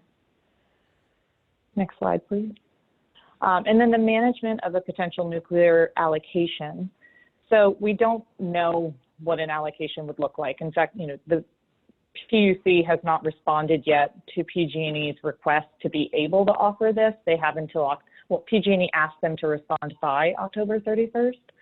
But there are forecasts that are provided where we could take out the information and make some forecasts about what an allocation might be. And what we found was maybe about 700 gigawatt hours of large hydro, 1,900 gigawatt hours of nuclear.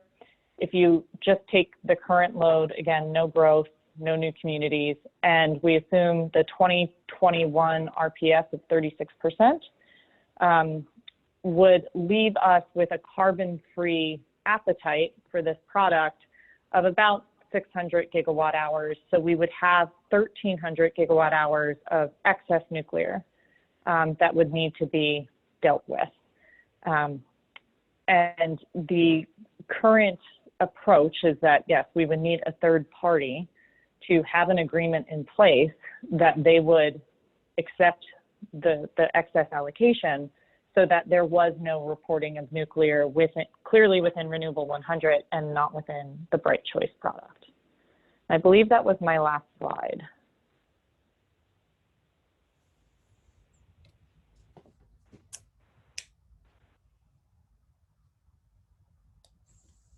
You're muted, Al. Thank you. Do any of my colleagues object to my taking public comment next? All right, I see everyone agreeing with that. So Stephanie, let's bring up the public comment speakers.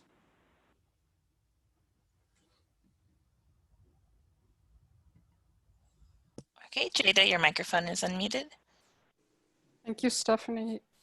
So I would like to start by sharing some information. Out of the 11 community choice program in the PG&E territory, 8 rejected the nuclear and only 3 accepted it.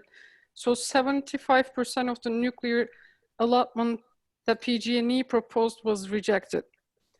And then I would like to continue by saying that after the April meeting, when most of the EBC board members rejected nuclear, we were hoping that this issue won't come back again. And we started focusing on more urgent issues such as energy resiliency in our communities who are threatened by power shutoffs and rolling blackouts. But here we are again, talking about adding nuclear energy to EBC's energy portfolio. Nuclear has no future, in accepting PG&E's nuclear allocation to reduce your city's carbon emissions is a short-sighted solution to a problem that will continue to exist after Diablo Canyon shuts down in 2025. I would like to emphasize the need for the EBC staff to explore other possibilities if the cities are concerned about their GHG emissions. If there's an interest for an option that is cleaner than Bright Choice and cheaper than Renewable 100, then the staff should introduce all the possibilities, not just the one that would require EBC to accept the entire nuclear allocation. Thanks. Thank you very much. Next speaker, Stephanie.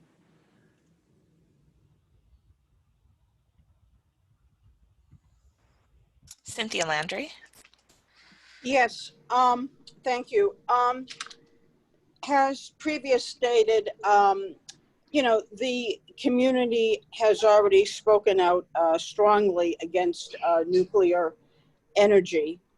And I think that we would have to let the general public know that we are including the option of nuclear energy in the, you know, in the whole EBC area, regardless of whether the individual city opts into PG&E or not. I'm not clear if that's what the rate mailer would show or not, but I think we have to be cognizant that we can't, you know, hide that fact in a mailer or be a little too creative.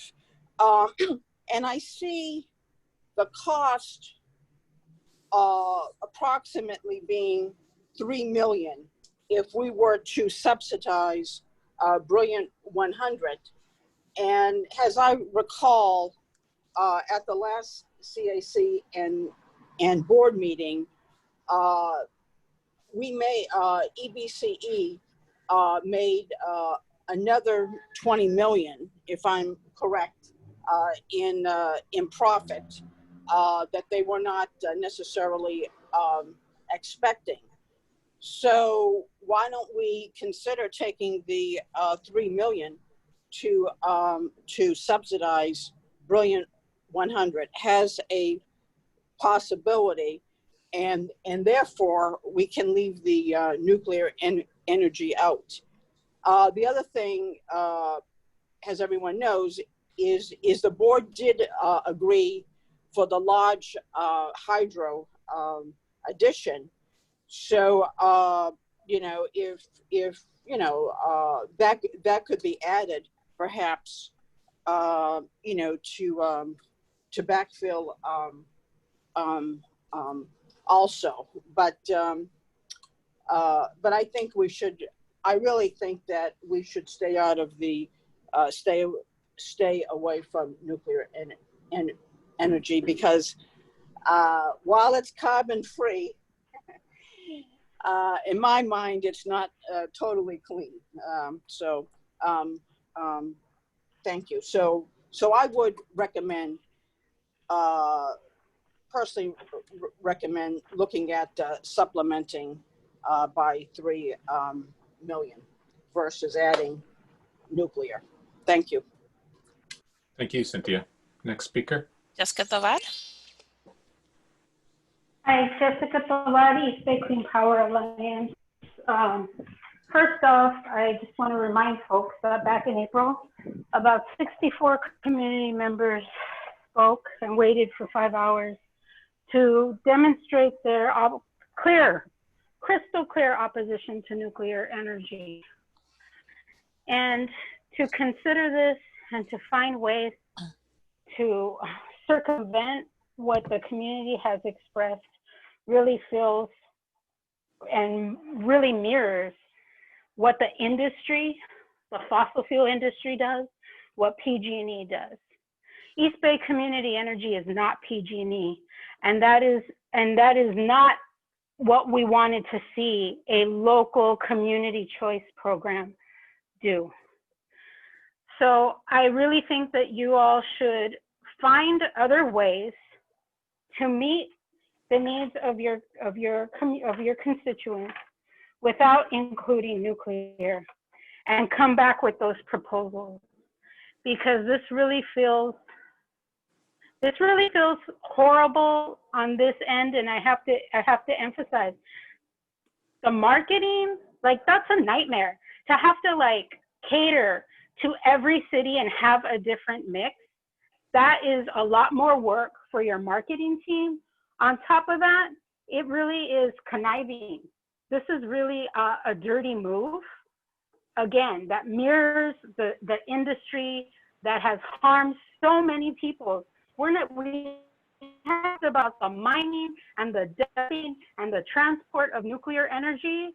Like, that stuff needs to end. Diablo Canyon is the last nuclear power plant in the state of California. San Onofre was abruptly shut down because of a crack in the facility, and it was leaking. This is a danger to our communities beyond the East Bay. And the decision that we make at East Bay Community Energy ripples throughout the United States and internationally. Are we going to support nuclear and keep it alive and ignore?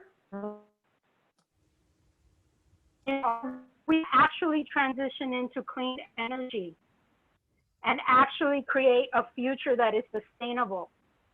We're at a crossroads. Y'all seen the smoke, y'all seen the fires. If you're serious about a climate emergency, the only form of energy is actually clean energy that we need. And the only bridge energy really right now is the remote energy that you have contracted. But it's time we start building it here at home so that we create jobs and the sustainability we need for our community. Thank you. Thank you, Jessica. Next speaker.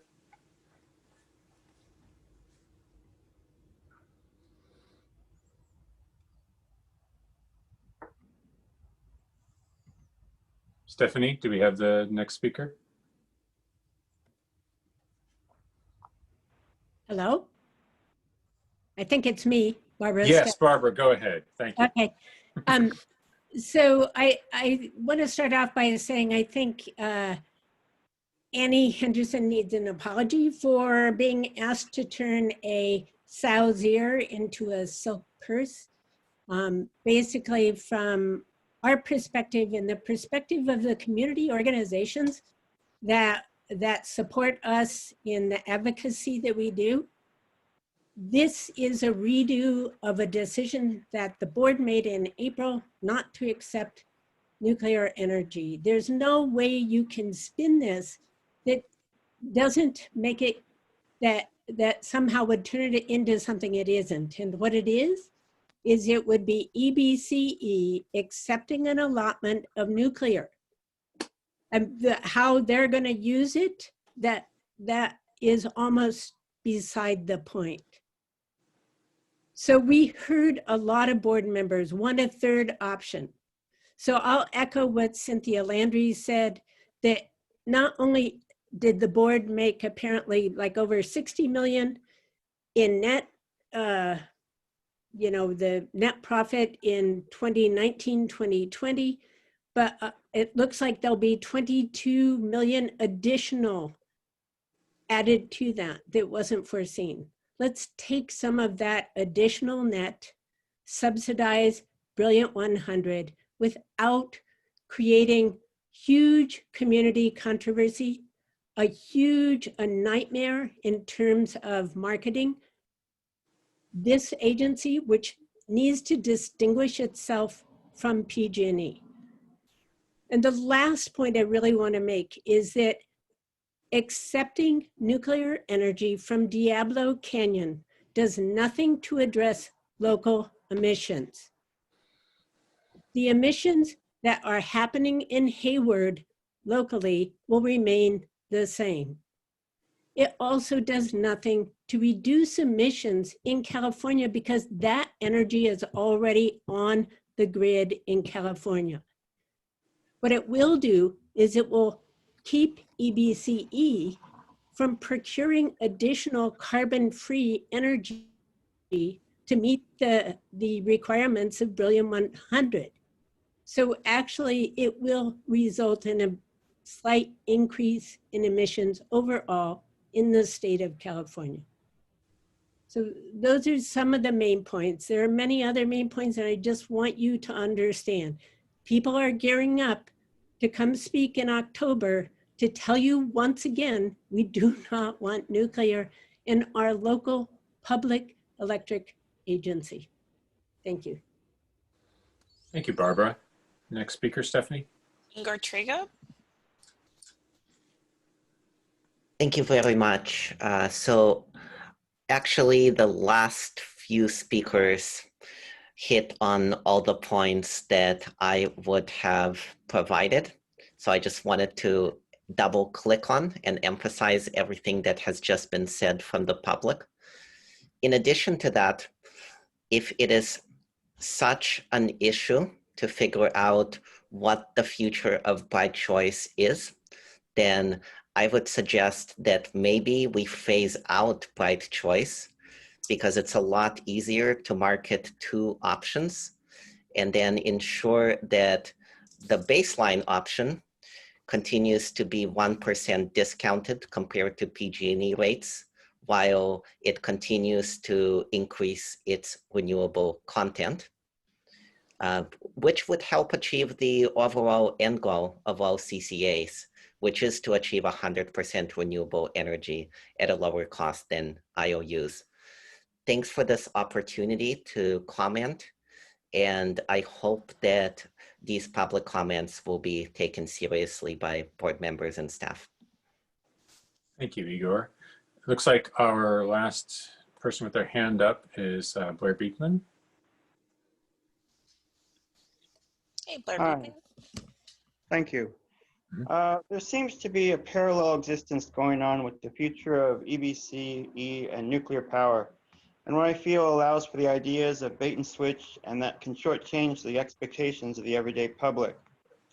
I hope that this can be a time to ask a few questions about things. After all, was said and done at the informative BOD meeting last Wednesday, it sounds like the EBCE will be asking for the usual amount of about 20% nuclear that most local Bay Area communities have been asking for with their energy for the past several years now. We should be able to return to our more familiar routines of post-COVID-19 by 2022, I feel. Can we begin now and how to begin to steadily distance ourselves from nuclear power, and that we can develop a clear picture and understanding together how nuclear power energy use can be cut in incremental steps of about 2% each year for about the next 10 years. I feel is an important way to bargain, negotiate, and have dialogue to begin a clear direction how to talk about the future local use of nuclear energy by the EBCE and the community. This sort of thinking is respectful to everyone and the years of East Bay local community energy study practices. Both COVID-19 and nuclear power have a high price for their learning experience and promises to build a more sustainable future for humankind. As both COVID-19 and nuclear energy are a part of the same think tank mentality that can simply allow for acceptable losses of mass numbers of people in the long-term social planning for a society.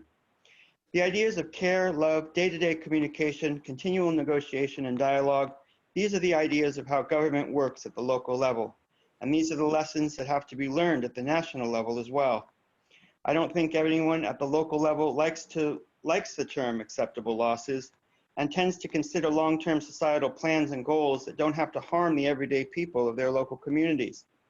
I feel these are the ways to define a more genuine, positive, long-term human and community sustainability, and exactly what renewable energy and local community energy try to always work towards.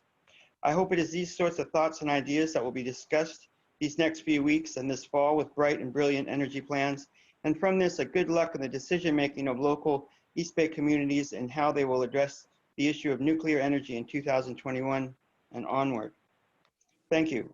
With my remaining time, 30 seconds, PG&E simply wants to learn the incredibly important lessons that can be taught by local community energy. I mean, there's an incredible promise of what local community energy can do. And for PG&E and COVID-19 and this country to work towards shock doctrine practices to continue those things is just ridiculous in the love and beauty we're basically trying to work on for decades now. Thank you, Blair. Thank you very much. Thank you. Thanks to everyone for your constructive comments. I do appreciate them. So to my colleagues on the committee, anyone want to raise their hand and chime in on this?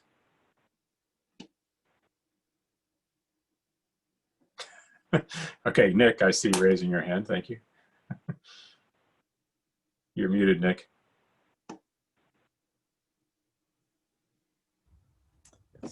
One point that was not raised in Annie's presentation, because it was not about the presentation of how this would be seen by the customers, but I think it's just from a timing perspective. You know, as we at staff been thinking about the timeline for decision making, I think our current thinking is to actually bifurcate the decisions. So in October, deal with the question of Brilliant 100, whether to offer it as a premium next year or whether or not to offer it next year, and then move the question of whether or not to allow for the creation of this new product that would be kind of opt-in for cities to November. So I just wanted to share that. That's our current thinking, and you know, sort of put that out there for comment and feedback from the board as well. Thank you, Mr. Chassett. So I see that Director Martinez has her hand up. Go ahead. Thank you. So Nick, we would still have the option of also closing the product to new customers, but keeping the accounts that are currently assigned. Yeah. That was not in the sort of initial staff presentation as an option, but certainly that is an option. Because if we can, you know, if that 3 million delta is acceptable to the board, if we could kind of have a handle on it and make sure that, you know, it's not going to explode with new enrollments into that product, you know, I think that this, you know, the idea of nuclear is obviously a third rail for the agency, and it's a difficult decision, but I think an in-between answer could be to digest this subsidy and cap the product. Thank you. Anyone else want to chime in? No, that's part of the reason why I asked for the analysis, which was included in the presentation, about what would the added cost be to the agency if we were to subsidize the current the current accounts under Brilliant 100. I think if we were to do that, I agree. I think we should close the product, because that would just be even more added cost to the agency. And one thing I did talk to Mr. Chassett about around this whole proposal is, you know, long-term, sort of looking at how we, the options that we're providing with Bright Choice and with Renewable 100, and looking at how we can increase the GHG free content in Bright Choice. And I know that Mr. Chassett's talked about so the idea of a local development option for Renewable 100, meaning that, you know, accounts or cities would basically buy into a solar or wind project and would have fixed costing over a certain period of time as a way to help fund that project. And it supports local development in the area and would ensure some fixed rates to the ratepayers. So anyways, I'm particularly interested in what other options we can explore to increase the GHG content in these other products that we're providing. I know with the integrated resource plan process that provides a kind of an opportunity to have that conversation around what in the short term and long term that could look like. So Mr. Chassett, is the idea still that we would make a decision on Brilliant 100 in October and then address the issue of the third product in November? That would be the current, that is my current thinking from a sort of phasing perspective. Yeah. To deal with Brilliant 100 in October, and then the question of the allocation, the nuclear allocation in particular in November, and you know, obviously the nuclear allocation really in the context of city-specific opt-in. I think just sort of following up on your point around local renewables. So we have talked about a third product where customers could basically sign up for the output of a local renewable project, and kind of get a fixed price. I think one other idea that we've been thinking about along those lines is taking the output from our Altamont Wind project and allocating that to Renewable 100, recognizing that there's a certain threshold at which new participation in, say, Renewable 100, we could no longer guarantee that it comes from our local renewable project until such time as we have more.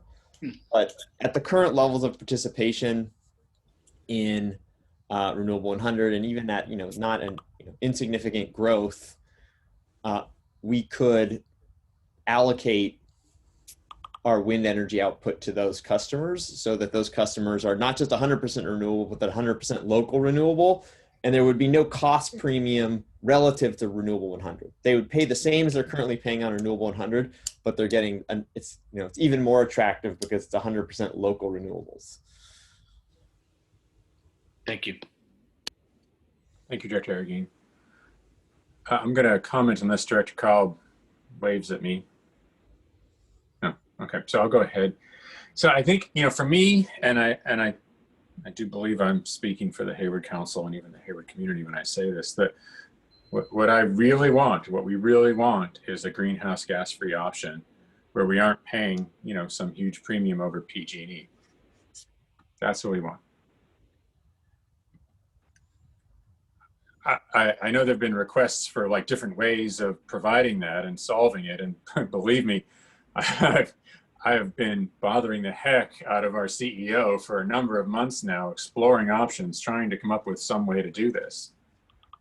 And the only two that I'm aware of are the two that have been discussed today. One is accepting the nuclear allocation, which allows it to be greenhouse gas free without increasing the cost. And so we can keep it at parity with PG&E. Or having EBCE subsidize the Brilliant 100 customers. Now, I have not felt comfortable asking for that.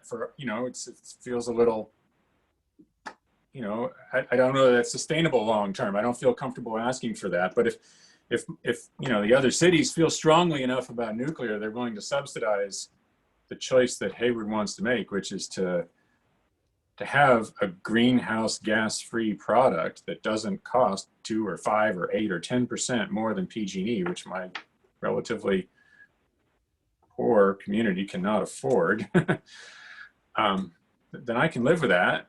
I don't know how sustainable it is, but I can live with it because for me, this is all about, and I think, again, I believe I'm speaking for my colleagues and my community. This is about combating climate change. And that means a greenhouse gas-free product that is affordable. So, if there's a second way to do that, I'm open to it. There are only two wrinkles to that I would encourage my colleagues to think about. One is that this isn't just about Hayward and Albany that have the product now. I think we heard Pleasanton and Newark say that they would like to be able to offer that as an option to their customers, maybe even select it as a default. And so while they are not here, I think it's important to remember that we need to be thinking about how to provide them with a solution that works for them. And the second point that I have not raised before, because I've been afraid of complicating this, is that Hayward has 25% of its accounts on Bright Choice, which in the past was acceptable. Those were the CARES Act, the discounted rate customers. We were trying to maximize the savings for them. And when Bright Choice was at most 15% natural gas, that was an acceptable option for Hayward. It is now 40% natural gas, which is higher than PG&E. I'm very sorry to have to say that. And so that, I've been wondering if we would want to put all of our users onto Brilliant 100. I get that complicates things, and I'm really not trying to do it. I'm just trying to provide my community with a greenhouse gas-free option or a very low greenhouse gas option that EBCE no longer offers except for Brilliant 100 and Renewable 100. So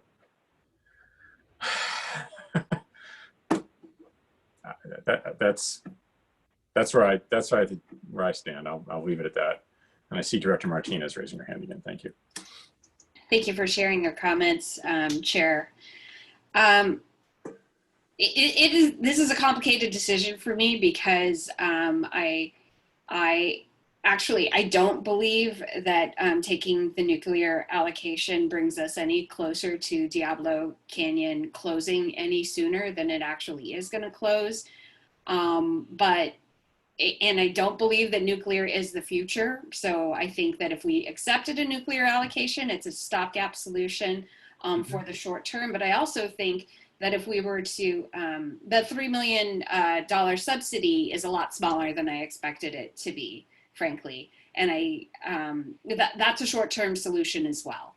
This is a topic that we will have to come to continuously. But I will say that hearing the number, it doesn't trouble me, and I think that it should be on the table for the full board to consider for the next year, because I don't know that that people are, there may be folks who are like me who are very much on the fence because they can see the benefits of both. But I was just going over the budget that we just passed in June, and this doesn't take a huge knock into it. Okay. Thank you, Director Martinez. Director Arreguín, your hand is up again. Yeah, just following up on your comments on Bright Choice. I just think whatever the decision is of the board on this issue, and I've expressed my opinions on this at our last board meeting, expressing my concern about giving cities the option to accept nuclear and it appearing on the power content label. And regardless of all that, I do think we need to think about how we are increasing the GHG content of Bright Choice in the long term. So I just want to make that statement. I think that should be a sort of a near-term goal that we set. Yeah, I completely agree. Thank you for that. Director Kalb. And I think you should. Yeah, we can hear you. So I guess we're not going to get some hamsters to run on a circle wheel. Probably that's not going to be a solution. So we'll rule that out. I don't have any great answers here. It is appropriate, of course, for the full board to make this decision. So we're not making a decision today. And to Nick, could you again reiterate what was, you said you're going to bifurcate a decision? Can you repeat that again? I missed that. Yes, so our current plan is to take action on Brilliant 100, whether or not, so I think now based on the feedback, it would be there's three options: to close Brilliant 100 altogether. So starting January 1, 2021, that rate is not an option anymore. So customers that are on that rate would need to be moved to Renewable 100 or Bright Choice. Option 2 is to maintain Brilliant 100, but add a 2 to 5% cost premium. And then that rate would be available to all EBC customers. And I think now option 3 would be keep sort of, right now we have Brilliant 100. It's not, no new customers can sign up for it, but if you are a customer that has been on Brilliant 100, you're continuing to stay. Option 3 would be to keep that practice in place through 2021, recognizing that it would have a budget of impact of around $3 million. So it would increase our procurement costs by around $3 million while not relative to the amount of revenue that we're generating.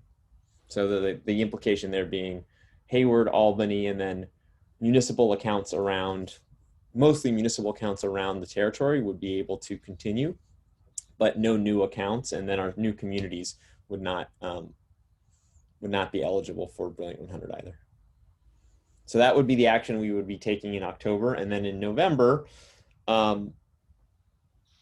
we would consider the idea of creating a new product where we accept the nuclear allocation, and then it is allocated only to customers in communities where the city council has voted to accept nuclear, and that product would be priced at parity with PG&E rates. but that would happen, I think, in the third Wednesday in November. And in those cities, if there were cities that did if there were city councils to vote in those cities, those customers would have to accept nuclear if they want to do a Brilliant 100. They could not do that. No, not necessarily. So it would sort of depend on the action the board takes. So if the board were to say maintain Brilliant 100, but limit it to, say it's not open to any new customers. Okay, so, and then let's say the city of Pleasanton still says, well, we want a carbon-free option that's priced at parity with PG&E. The board would need to determine in November whether or not to create a fourth product that is carbon-free, but includes nuclear, and as a result of it including nuclear is priced at parity with PG&E rates. But that product would only be, only customers in, say, the city of Pleasanton or any city that votes to allow nuclear would be eligible for that particular product. All other communities, they would be limited to Bright Choice and say Renewable 100, or if they're a customer that is already on Brilliant 100, they would have 3 choices. Okay, I understand.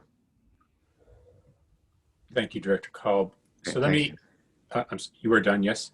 Yeah, okay. Sorry about that. So let me just follow up on that for just a second. Nick, correct me if I'm wrong, but if the decision in October is to maintain Brilliant 100 at parity with PG&E and just subsidize it for, let's say, a year, then the November conversation doesn't need to take place. Well, I think the city of Pleasanton has requested, and so they would not be eligible for Brilliant 100 because. Okay, I got it. That makes sense. So here's maybe a compromise that might work. So again, let's say in October we decide to keep Brilliant 100 at parity. We subsidize it. We say that no cities can newly choose it as a default for a massive amount of customers, but the 3 new jurisdictions could offer it as an opt-up so that their customers have the choice of it. And we know from experience that what's likely to happen is that we get 1 or 2% of their load choosing that as an opt-up, but 100% of their customers have it as a choice. And that might be a compromise that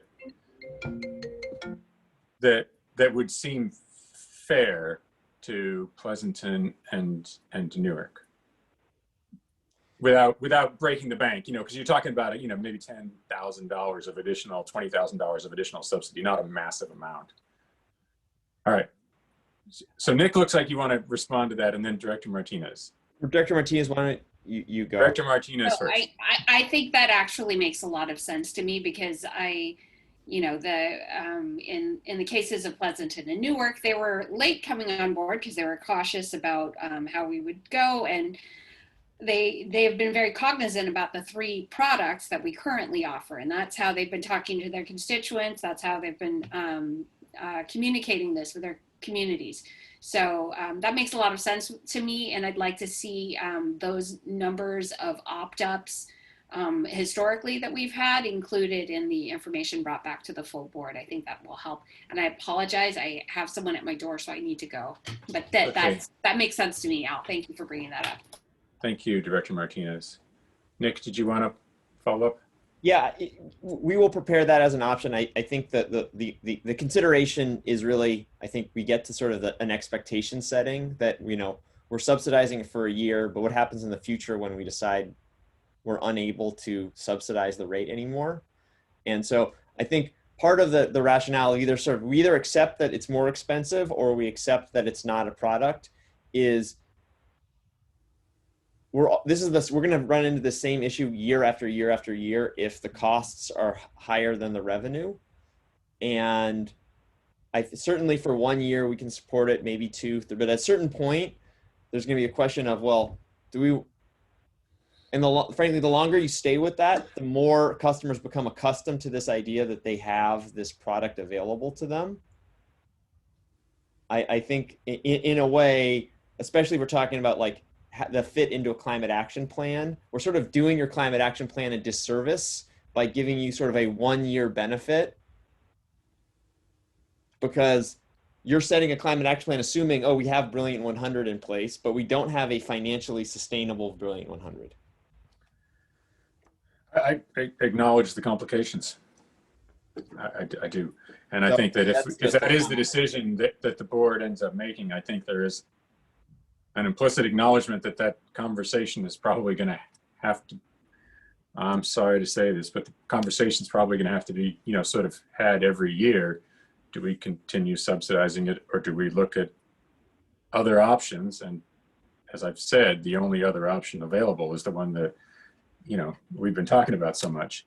So, Mr. Chair, I'm sorry, I'm going to have to drop off, which means we're going to lose a quorum. I apologize, but that's okay. So we can end the discussion, but I do want just one comment.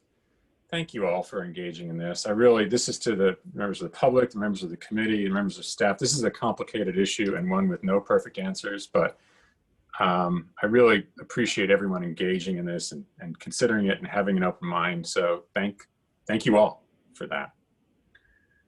All right.